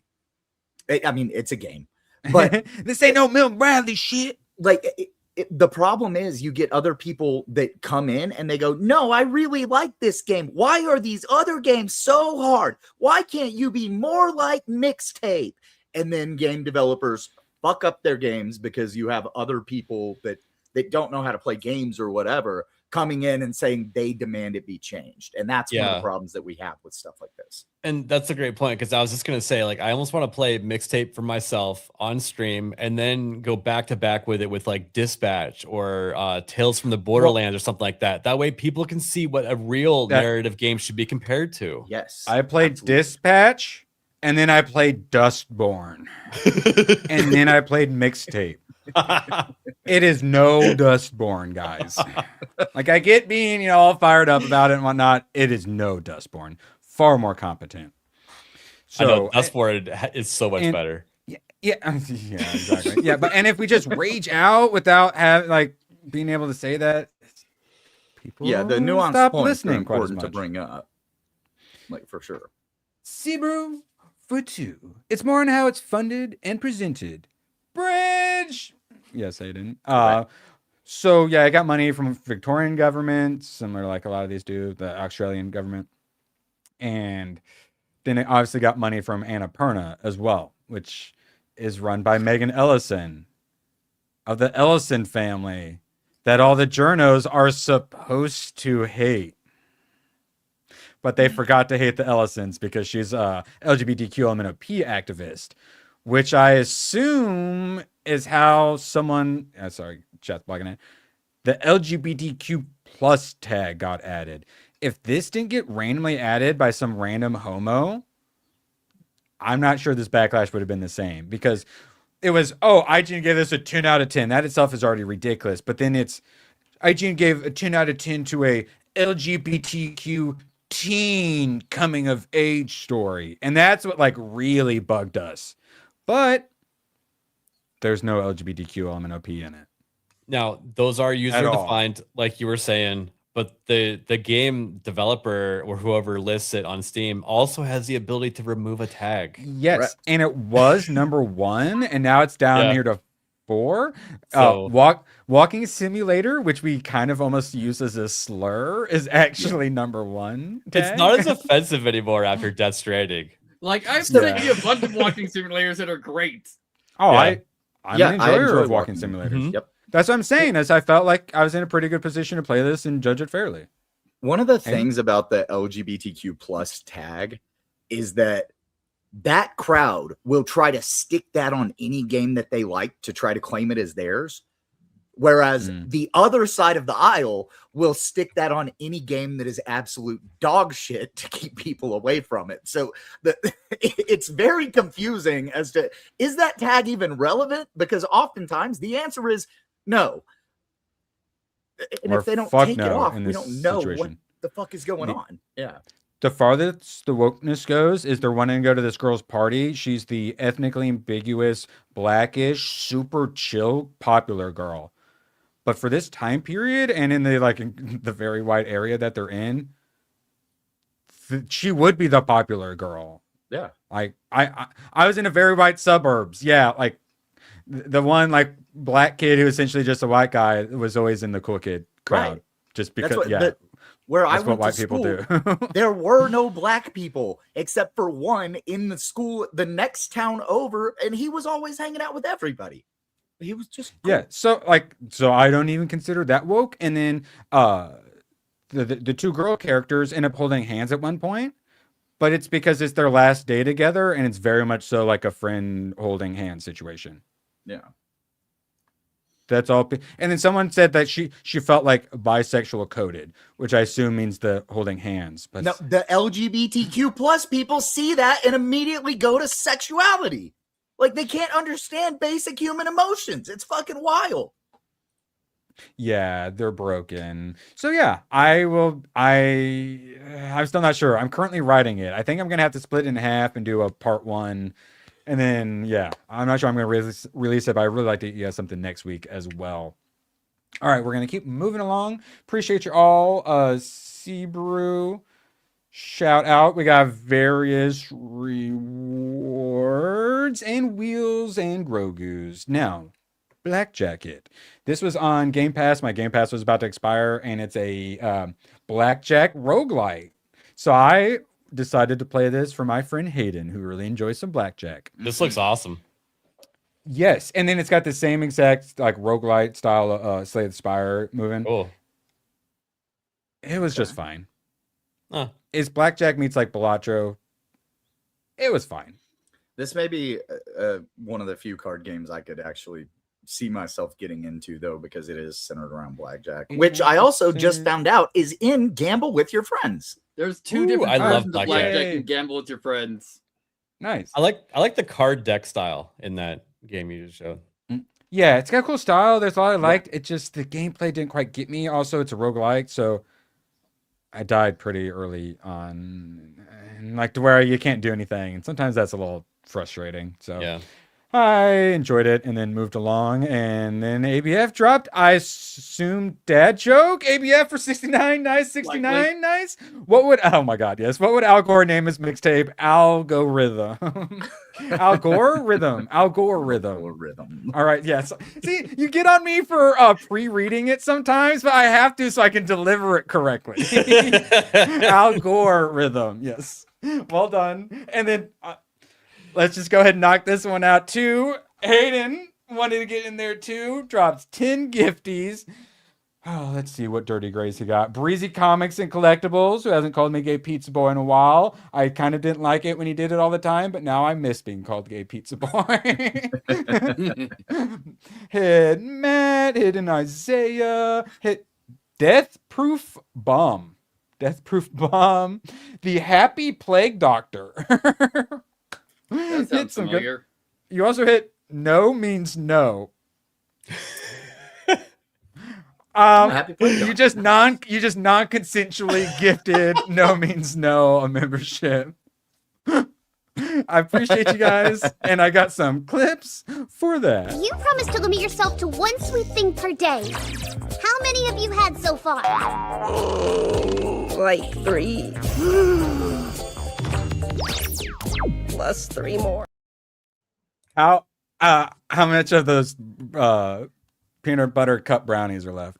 You want to hear something crazy? So we went to see that movie and we got a burger. We were so full. We were like, what are we doing for dinner? And I'm like, could you just make brownies? And we just had brownies for dinner. Nice. He's living the dream. I'm not jealous. That sounds delicious. I'm jealous. I'm not jealous. Yeah, brownies for dinner. I love it. Appreciate you. And then we got another one for that.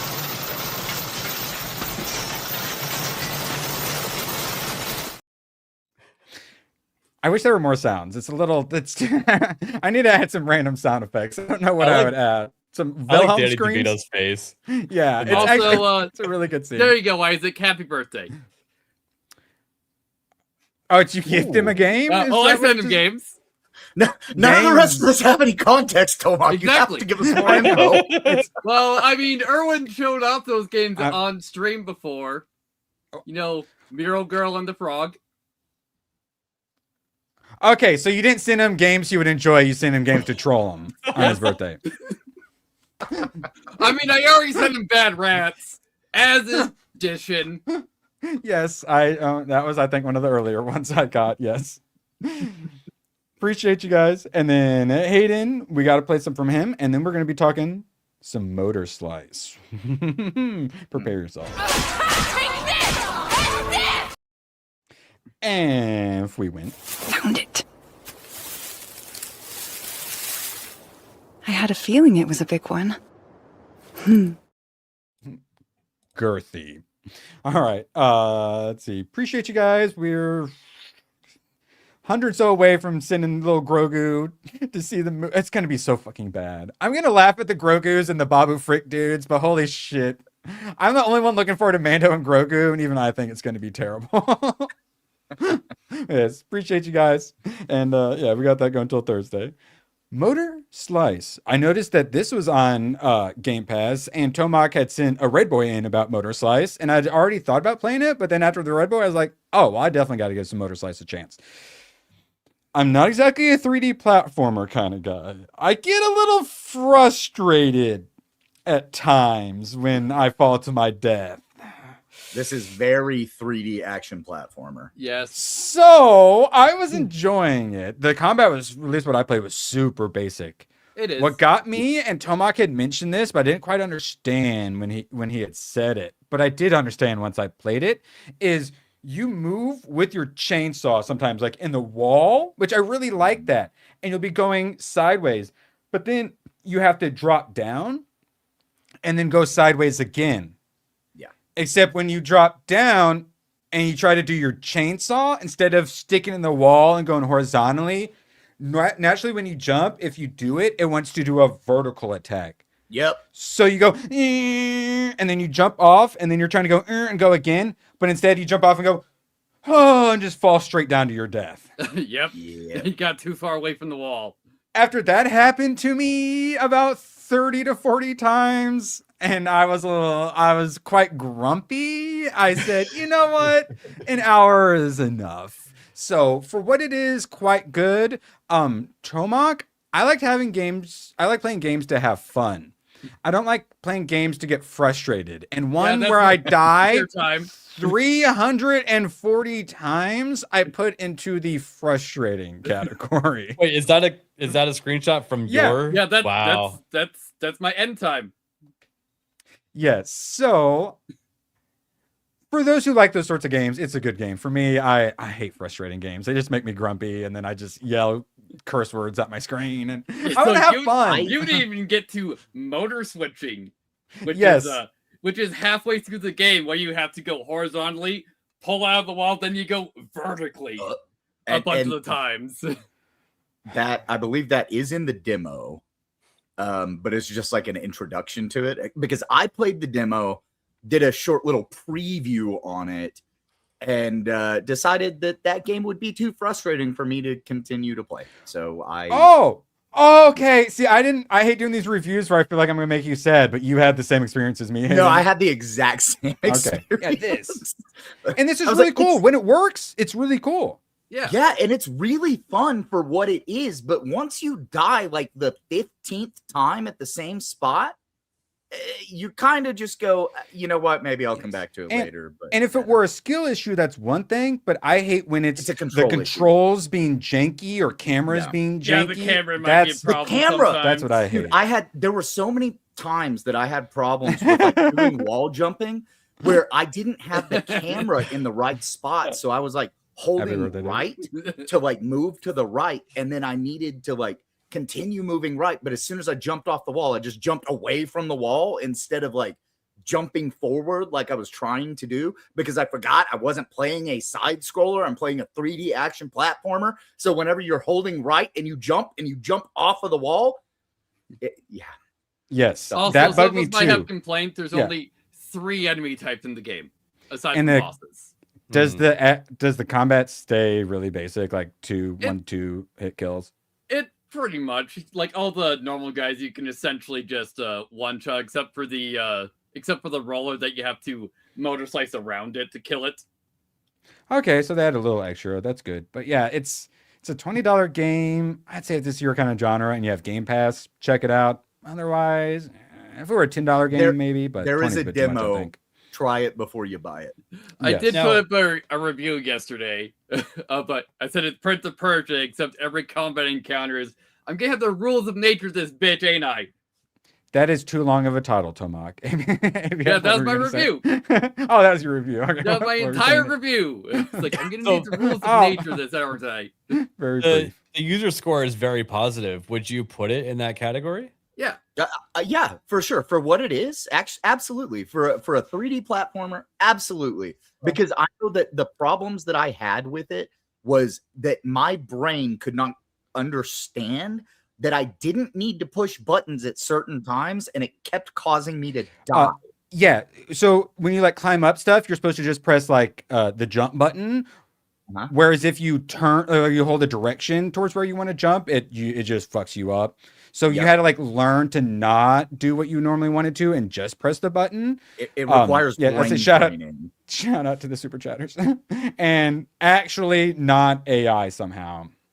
I don't know. But no, I would absolutely give it a very positive for what it is. Again, but me personally doing 3D platformers and stuff, just like Erwin, I get super frustrated with it because I cannot retrain my brain on the controls, and then I end up fucking stuff up, and then I just put it down and I go, okay, I gave it a good preview, but I also said I don't know if it's necessarily for me.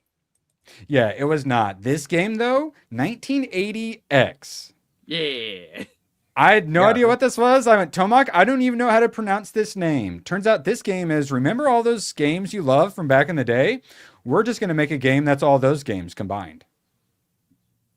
Sounds fun. Thoughts? Yeah, this actually has me interested. Sort of like Pokemon fight style. I said this after the stream, Monster but Rancher. if you want mixtape, maybe look at this, because this might be more of the story you want for nostalgia baiting. Oh, so it has like all the narrative stuff too, and then the mini games? Because like all those mini games, there's like it's like one segment, because you start out in like Streets of Rage, and I think you go over to like Gradius for the next one. So it doesn't do repeat like games. Outrun. Yeah. Oh, and in the description it says part 1 of I don't know if Arcade part Epic 2 ever came out. 1980X. So yeah, it's 2019, so it is probably it sounds like I don't know if the only one. 1990X ever came out.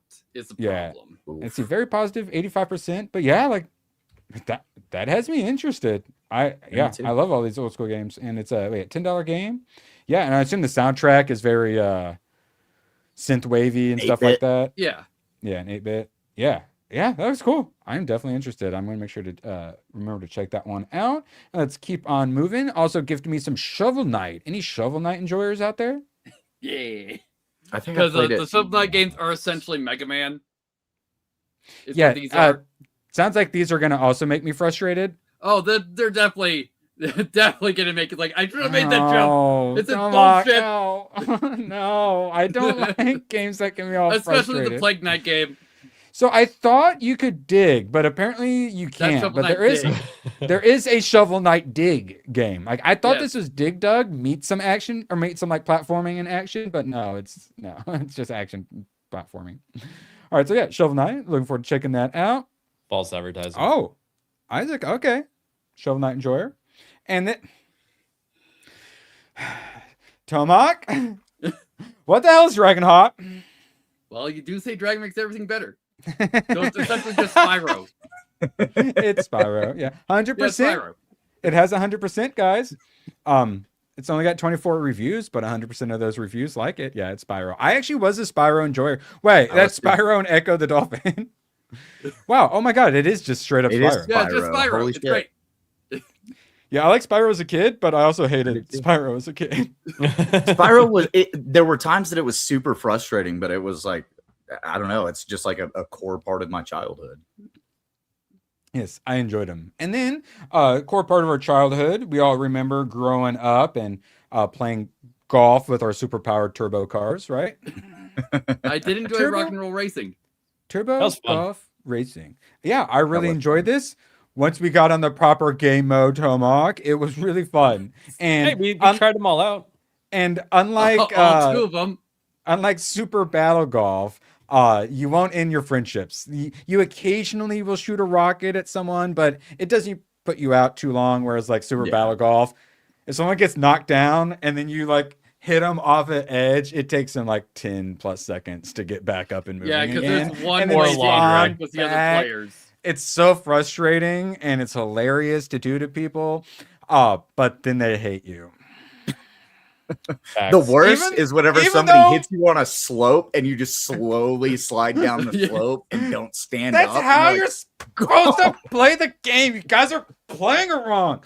So that was nice because this was a lot more just race and have fun and don't really worry too much about what the other guys are doing. Whereas Super Battle Golf, you got to have your head on a swivel.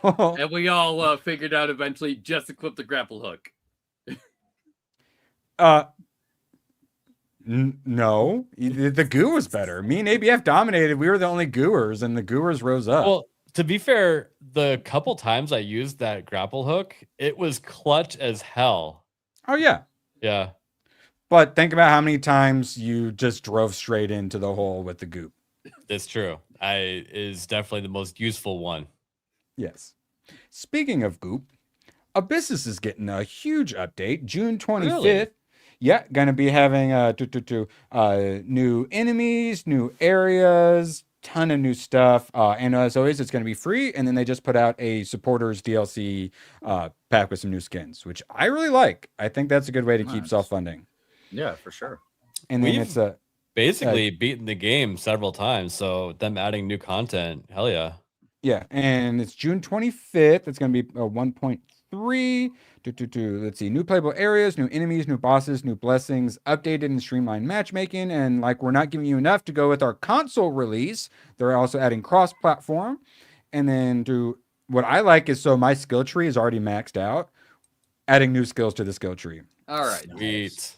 And new shanties to sing. Yeah, Let's go. because there's like 3. So yeah, more Abyssus. I will definitely make sure we play that once that's out. And then we got Pin Crawl, a pinball dungeon crawler. Please God, give me a pinball roguelite. I need it so hard. Oh my god. Have you played Rollers of the Realm? No, I obviously I knew there had to be one already. That one might not count as a roguelike because I think that's more just like RPG. But Still though, that would work. It doesn't have to be roguelite, but yeah, this does things to me. Hayden, it sounds like this does things to you as well. Abso-fucking-lutely. I grew up on pinball. So the house that I used to live in, whenever I actually lived in a town before we moved to the farm, we had a game room out back where we had a couple of pinball machines and like pachinko, pool tables, stuff like that. Like I grew up playing pinball. I played pinball on like the game that came installed on like, you know, Windows XP. Yeah, you used to play that all the time. Space Cadet, right? Space Cadet. Yeah. So like I remember playing that. Love me some pinball. My dad's work laptop. Yes. Yeah. So that does things to me. ABF, does that tickle any taints for you? A little bit, yeah. Like Hayden's saying, pinball is my favorite game that's at the bar. Yeah, I prefer that over like any video game. Like I want a pinball machine while I'm drinking cocktails. That's so much fun. There's a Monopoly one at Coach House, this bar, and we always get super addicted to playing that for hours. My barcade, they have like a whole area with like probably like 14 or so pinball machines. Nice. And I love all the games pinball. All the games are free, but those, because pinball machines constantly break down. So anyone who still puts up with having a pinball machine, God bless their hearts. Because like arcade cabinets are enough trouble. Those things barely have moving parts, whereas pinball machine is just so many mechanical moving parts. When I used to live in the clean city, my favorite bar that I was like a regular at, they had 4 pinball machines at the bar, and man, like they would always have those guys come in every like 2 weeks just to do maintenance on them, and they take the glass off and like fix all the little things and fix the springs and it's you got a pinball machine you have for the love of the game, and that's it for sure. Yeah. Which I appreciate. But hey, most of the time it's like 50 cents and you get several plays out of it, so you know that's pretty good. And most of them, usually, if the ball goes in really early, they'll just let you immediately do that. Yeah, they give you God a free bless them play. for that. They go, okay, yeah, go ahead again. All right, now, this one I surprised Tomahawk hadn't sent to me already. Because I didn't think it was out. Cart Maker. It's actually called like Mythical Cart Maker or something like that. Carts. Yeah, Mythic Cart Maker. Yeah. So yeah, hold up. That's why my game got 1 million wish list. Yeah, everybody's talking about this game. Asman, talked about it.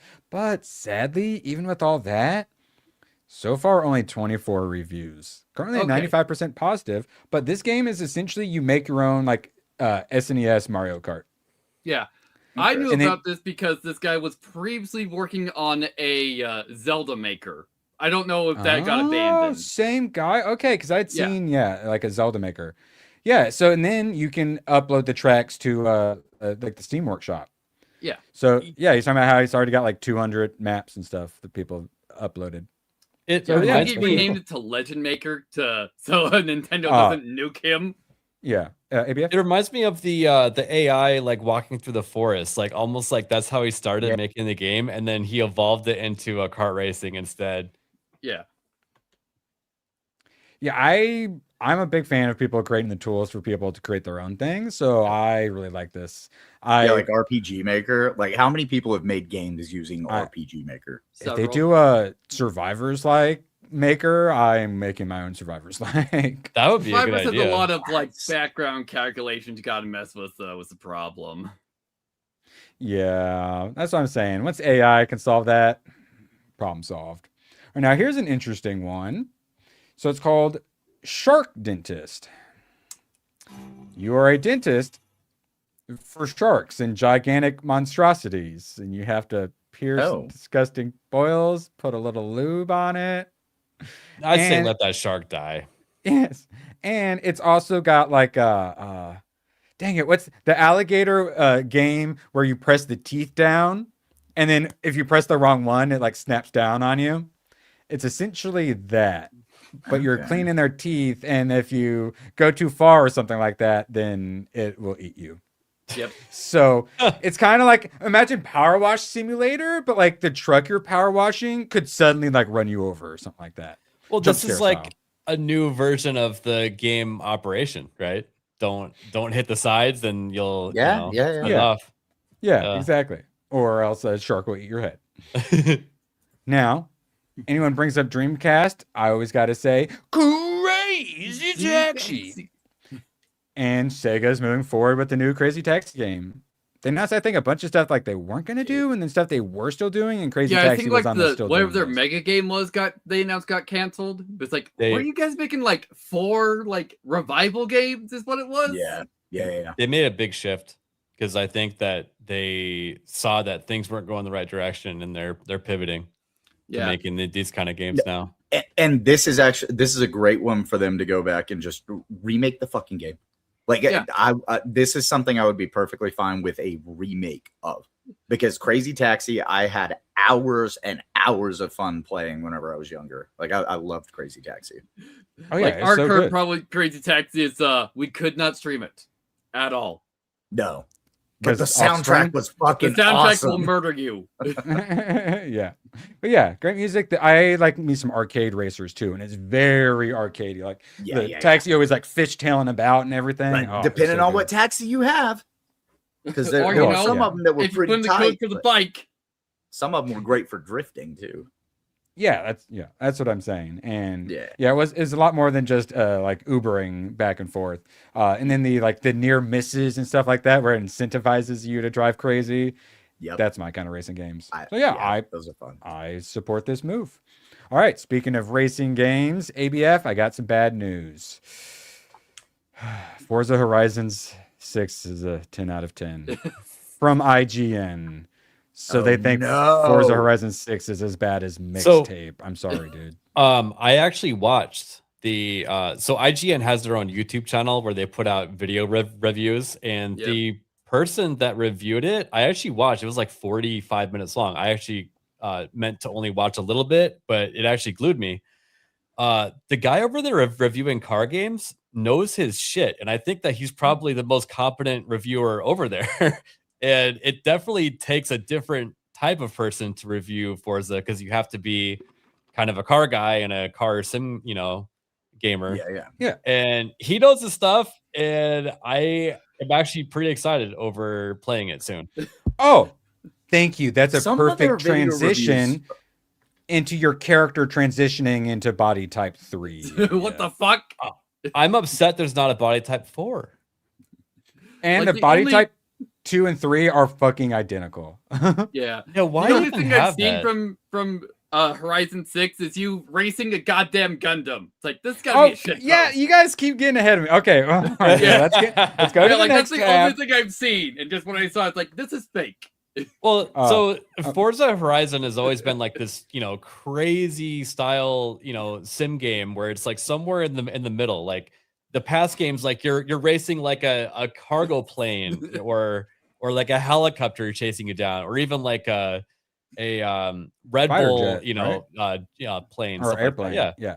Yeah. So Yeah, mean, I thought they're- this was the more realistic game. I don't like realistic ones, so I'm Forza. I didn't realize there was a realistic one and a more arcadey one. Yeah, no, Horizon is the more arcadey one than over Motorsport. Whenever Horizon first came out, the big gimmick of it was, yeah, you raced against a couple of planes and stuff, but it was the open world aspect of it that made the first Horizon game interesting. And that was the last Forza Horizon that I played. And you guys play Burnout Paradise when they did the open world? I Burnout? played a bit of Paradise. I like the older liked it. Burnout games. I did. Yeah. But it's I thought they did it well for what it was. The open world with this game actually has like a housing system, and you can make your own track and stuff at your house and things like that. Like, it actually seems really fun. Yeah, it's very open world, and you weird. can't destroy the cherry blossoms. Well, You the trees can't- are always invincible in these games. No, you can destroy every tree except the cherry blossoms Weird. because it's disrespectful to the Japanese. which I like a lot. Yeah, yeah, it's I actually, like that too. I'm totally fine with it. Yeah, remember when we used to have Don't respect fuck for with the cherry blossoms. This is kind of like the Yasuke being able to destroy the temple situation. Yeah. exactly. And yeah, speaking to Japan Times, the design director spoke more on the considerations taken. So yeah, they actually respect themselves enough to not let people destroy things that are sacred to them. And What an Japan idea. actually has a really cool car culture, and it Yes, they just do. it feels like something that's been slipping away from our North American culture, and I want to get back to that. That's honestly why I think the best Fast and the Furious movie is the second one. Tokyo Drift is the best Fast and the Furious. I wouldn't say it's the best, but I think it's the great. best. I like it. Let's see. Yeah, ABF. I think at some point we're gonna have to get you to try out Initial D. You It's ever heard of actually- this? It's actually on my watch list because it showed up on Crunchyroll or something like that, and I was like, damn, this looks like it might be up my alley. Yeah. I think it is. Yeah. I believe TechRat watched it and really enjoyed it. Cool. So, yeah, I know yeah, TechRat's a gearhead. Yeah, you might have to check that out at some point. Initial D, which they actually, I believe, had arcade racing games. I believe. I Yeah, played most some. of them are trapped in Japan, though. So now back to ABF, the body type 1 and 2. You're like, why? Yeah. This is your view for 99% of the game. So like, why do you care if there's body type 3? So why then even bother with the body types? If it's so important, why even change it? So ABF, you have this argument all the time. Oh, well, like the gender thing doesn't even really matter to the game, so who cares? Yeah. But then Well, you why do reverse you it on care? them, then yes, exactly. My view is going to be the cockpit view since I have a driving rig, by the way. Do you want to look down and see your implanted tits? Is that why? Well, this is I'm going to be necessary? seeing. I'm going to be seeing from here on probably. Like you see the hands usually driving, but I don't. Yeah, ABF's you gonna probably have won't his be able to tell. have his tits removed for to be more aerodynamic. You're gonna have a long sleeve suit on with gloves, anyways. Like it. No, it's stupid. It's dumb to put this in a very game stupid. because Yeah. you are just the pilot of a car. That's it. You can see your arms. That's all you need to see. I am the car. That's the way that I look at it. Whenever I'm playing a third person like racing game, I'm the car. All right. I'll customize the car however I want it. I'm the car. I'm okay with that. You don't even have to give it drivers. We live in the autonomous world of Elon Musk's future where all the cars drive themselves, and I am now the car. And I've always said too, the body type stuff. It's not a deal breaker. I just don't like it, and I'm gonna keep saying that I don't like it. And I mean, I assume you had seen this. What would you go? Or like, what was your response when you first saw it? My response For fuck's was, sake. what the fuck is a body type 3? Are they trying to add non-binary characters now? You know, that was my first thought. Yeah, and then the non-binary looks exactly like a dude. So my thought whenever I see it is, this is fucking stupid, and I should bitch about it. Yeah. Yeah, I feel like like body type 3, they just took body type 2 and changed like one slider a couple of points. Likely. Yeah. All right, so then it's just pandering and virtue signaling. It's just like, but you No. realize you're like counter pandering to all of us with that, right? Yeah, If they had male female, do you think that would lower the scores from these different reviewers? Well, that is what the replies certainly implied. What do you think? Because you said the guy's actually a good reviewer of this stuff. Yeah, right? no, I actually think that he would not have taken that into account based on the agree. review that I watched, but I could be wrong. I definitely could be wrong, but he seemed like he was very passionate about car games and it actually felt genuine. I think he's probably one of those normie kind of go with whatever culture shit, but he's not going to bring it up if it's not something that's intrinsic to the game and important. Like it's not going to matter. Yeah, you pick your character and then how's the game though? I can't imagine anybody would bring it up in their review because it just muddies the water. Yeah. So, ABF, I actually just discovered what body type 3 is. It's all of the marathon characters. Well, they're also cyborgs. Marathon is attempting to broaden its player base with new offerings, such as a PvE only mode. Thank They God. failed so hard they had to add a PvE only mode. They're trying to make it a different game.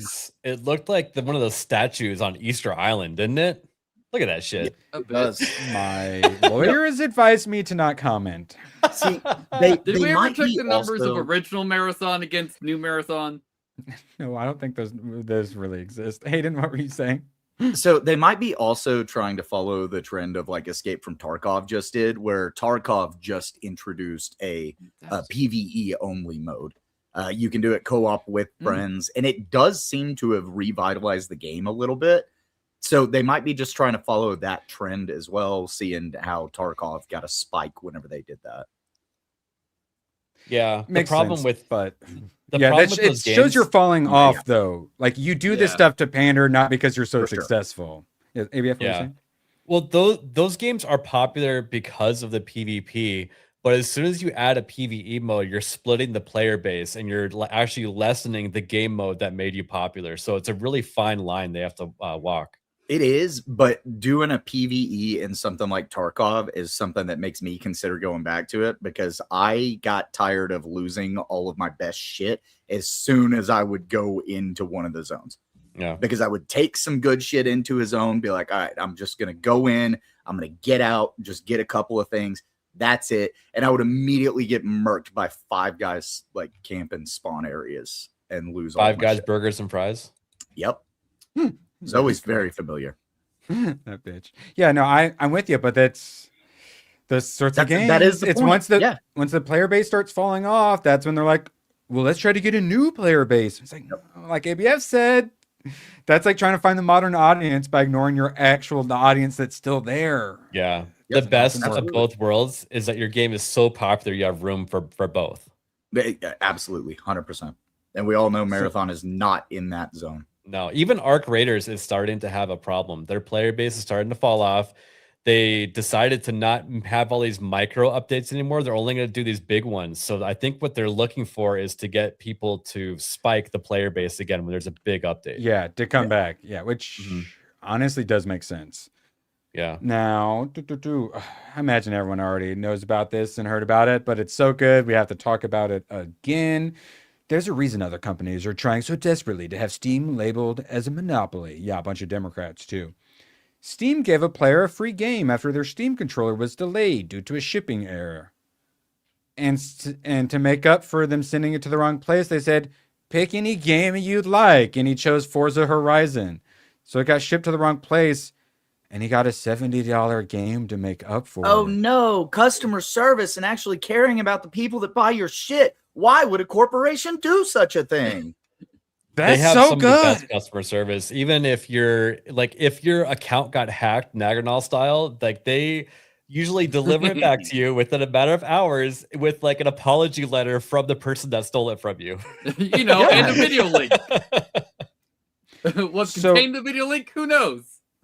So it says, to thank you for your patience, we would like to offer to add a game to your library. Please pick any standard edition title available for purchase in your region and reply here with your selection. But and here's the thing. If he had ordered a game off of like say Walmart.com, Walmart would have been like, well, you probably fucked something up. You should have Maybe bought we'll that give you your money shipping. back. Should have bought that shipping insurance. Yeah, exactly. Yep. Yeah. So Steam at it again, and man, when Gaben dies, Hey, oh, we're gonna I'm be beginning to question how many of these decisions are actually Gaben, though, because I'd like to think he's informed people on how to act at his company. I think yes, what it but that's the was- thing is yeah. once Daddy's gone, Yeah. then you start acting up. well, Yeah. though. All he Tomac said is was, right "This is though. how we treat people."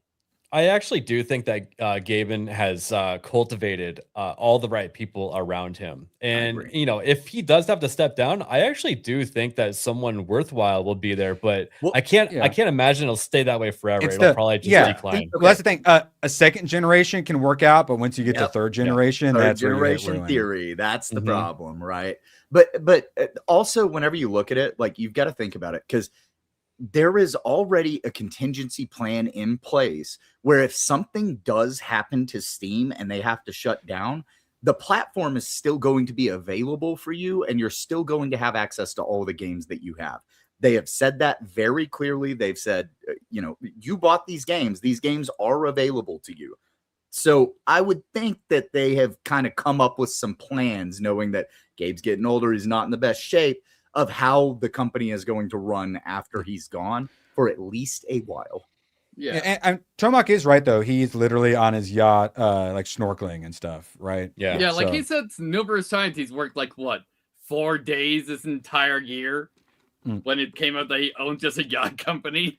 Yes. Yeah, and but it's there's also- still the threat. If something gets fucked up, there's still the threat of Daddy Gaben coming in and taking the belt off. Yeah. He also is a gamer himself. Like people Mhm. often report that he's actually out there like playing a lot of these indie games, and he actually like he gets a lot of the conversations that we're talking about here, if not more. Yeah. So But he like never talks. And honestly, I want our God King to be as silent as possible. Like, imagine if James Gunn would do that. oh my God, I know. Yeah, like Gaben like walks soft and carries a giant stick. Yep. You love to see Yep. it. All right, now speaking of some more CEOs, because here in about 9 minutes, we got my Pragmata video going to be going live. It's premiere like normal. I put a 5-minute countdown on it from when it actually starts, so we got a little time to bathroom breaks and all that. Now, Asha Sharma. I am no longer even calling her Asha Shawarma until she fucks up again, Yeah. because she actually deserves to be called by the correct name. Yep. What the fuck? What a twist. She did it. The CEO of Xbox had a poll, and now Xbox is all caps Xbox. Yeah, That's what it's she's- supposed to be. yes. And overwhelmingly voted for Xbox and then immediately changed it. The official Xbox account is already renamed. We might have been wrong about our bold move so far out of this new Xbox leadership. Well, what happened? Here's the thing. It's not even that bold of a fucking move. It's the most basic Yeah. fucking thing you can do. Yeah, But it's unfuck that. Xbox fans have been told, go fuck yourself for so long that this looks like a massive deal. Yeah. What happened though is Xbox failed. And Yeah. they failed with all of these assets behind them, and they're like, we need to get back to getting these gears turning again. This is ridiculous. Dude, I love They've- it. The return to It's so many green. acquisitions. Like, Yeah, and she did the logo. She brought this logo back too, and she went all caps. So they so they actually are bringing it back. that color is the color of the original Xbox logo. They finally went back to that, the black and green. Like I love that stuff because I've said multiple times, the first console I ever bought with my own money was the Halo limited edition Xbox from the original Xbox. And like I love that console. Like I was a diehard Xbox guy until after the 360, where I moved to PC gaming. So And this I kind of bought her stuff to hits release that a new Crimson nostalgia for Sky me. at this point. Wait, I said it Yeah, before. yeah. I'll say it again. Microsoft, not just Xbox, Microsoft are pooping their pants a little bit with the Steam stuff coming out and the prospect of people actually being able to not use Windows to play games. And this is them recoiling and actually Competition. copying the Steam machine for their next console, the Helix. I like it. It's good. We need that. Competition is a good thing. Yep. Just blindly following them, let them keep putting out the slop is the exact opposite of what we want. Yeah, the competition is good, and I'm not sure Xbox can be saved, but she's making good moves to prolong it. She is. At least it seemed like they're pulling their Credit. head out of their ass. Yep. Same as Sony recently. Yeah. If only they would have just walked that way the entire time. And I know it's not the most consumer friendly thing to say, but I will say again, these platforms need to go back to having that only on Xbox, only on PlayStation, because that's what keeps the industry healthy, is having exclusive titles. That keeps them to where they need to, instead of putting out fucking Assassin's Creed Shadows, they do things like the remake of Black Flag. They put their best foot forward and give us something that makes it worth buying their product, rather than just churning out slop and hoping that we consume it. Because we've seen that that's not working, and the industry is suffering because of it. Yes, exclusives are nice, and one of the things that's held them all back is lying about numbers and success and toxic toxic positivity ruining everything. Yep. Well, it's going to be harder for that toxic positivity now that PlayStation 5 updated UI will start showing how many players were in a game. Oh yeah. So you know how we only have Steam DB, and then people like to say, "Oh, but like it did good on console." Well, now we'll know how well it did on console. Great. This is great because this allows the players to actually hold companies accountable to the people who are giving them money. And whenever they dump some shit out, we're able to go, no, your game sucks. Like, you guys need to be giving money to people who are actually putting out good products, not just shit, and then claiming that it's doing really well. Now, keep in mind, the Sony one is only the top 10 game, so it's not everything. It would be nice, though, if this was popular enough, they'd move it. But it seems like it's, top 10 in your country. Top 10 in your country beta. So it's not everything. So, like, the ones we'd be looking at wouldn't even make the list anyways. That would still help us shape the narrative, though, because usually the game we're trying to talk about is a top 10 game. Yeah, it's a step in the right direction for sure. And hopefully if they see that enough people like it. And the other side of the coin, though. If a marathon comes out, you can see where it shows up in, like, top 10, at least. Yeah. Right. Hayden, but the other side of the coin, though, is that all of these people who try to prop up games and say that they're great, like a Marathon or a High Guard, they're going to get really fucking mad about us being able to have transparency and see the numbers and actually construct the real narrative around it and be able to back it up, because they hate that we can do stuff like that.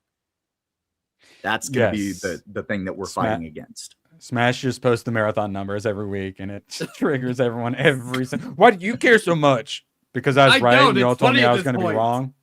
Yep. Yes. All right. Player lovely. base Now keeps dwindling too, based on those posts. All right, so I got it set up. We are going to be rating in my Pragmata video. The 5-minute countdown starts here in like 3 minutes at the 30-minute mark, and then it's just like 9.5-minute video, not particularly long. And then I'll get the part 2 out as soon as I can. Probably gonna knock out some mixtape first, though. ABF. Should people subscribe to ABF Gaming so they can watch us play Subnautica 2 later? Yes, they should. Also, I just wanted to give it a quick shout out to Battlefield 6. They actually have their season 3 out, and they introduced a couple of giant maps. And this is what I was asking for. And they also reworked vehicles. This is actually sounding like it's fixing all the things I wanted fixed, and I might have to revisit it soon. If only there weren't so many damn games right now for me to play, I'd probably be checking that out. But it does sound like Battlefield 6 is more fun. You haven't played mixtape yet. You can't have your Battlefield 6 till you finish your mixtape. I don't have Game Pass. Otherwise, because I don't give it money to buy it on Steam. I'm fine with it getting the $1 from me playing on Game Pass or whatever. Yeah, no, you're correct. I'd have to take a shower after I buy it. Yeah, like I said, I paid $30 for Dustborn. Hayden Wayne. Yeah, so Hayden Wayne's 75, and maybe making a YouTube comeback soon. Who knows?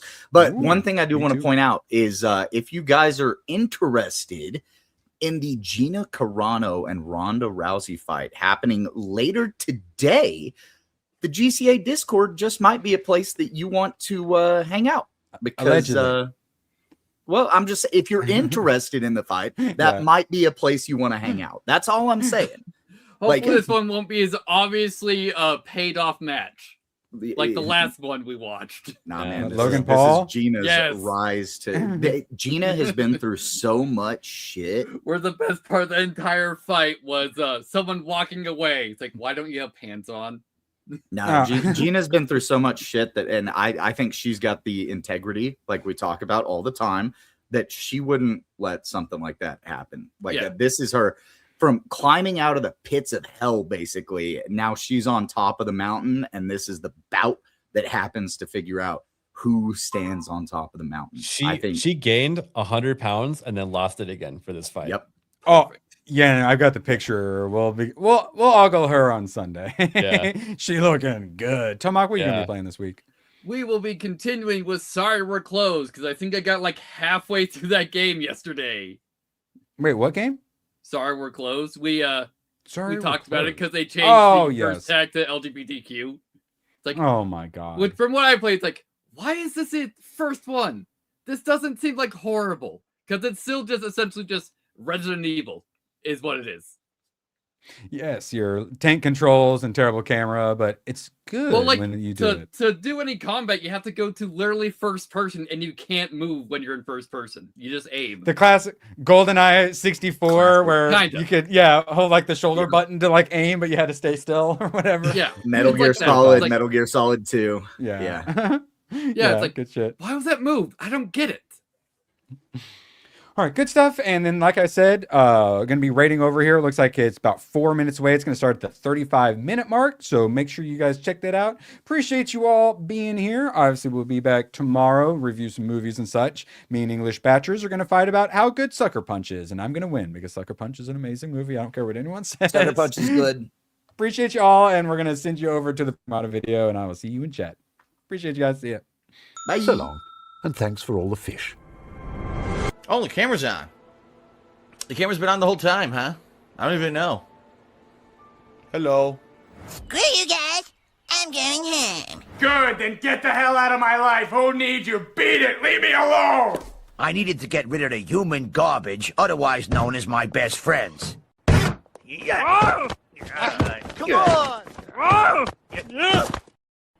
Bonnie, how do you keep getting back in? Well. Bye. If we're not back by dawn, call the president. Oh, but rating over, even if you don't want to watch it, if you could just hit that like on the next video, on the Pragmata video, I appreciate it so much. And also, AIDS.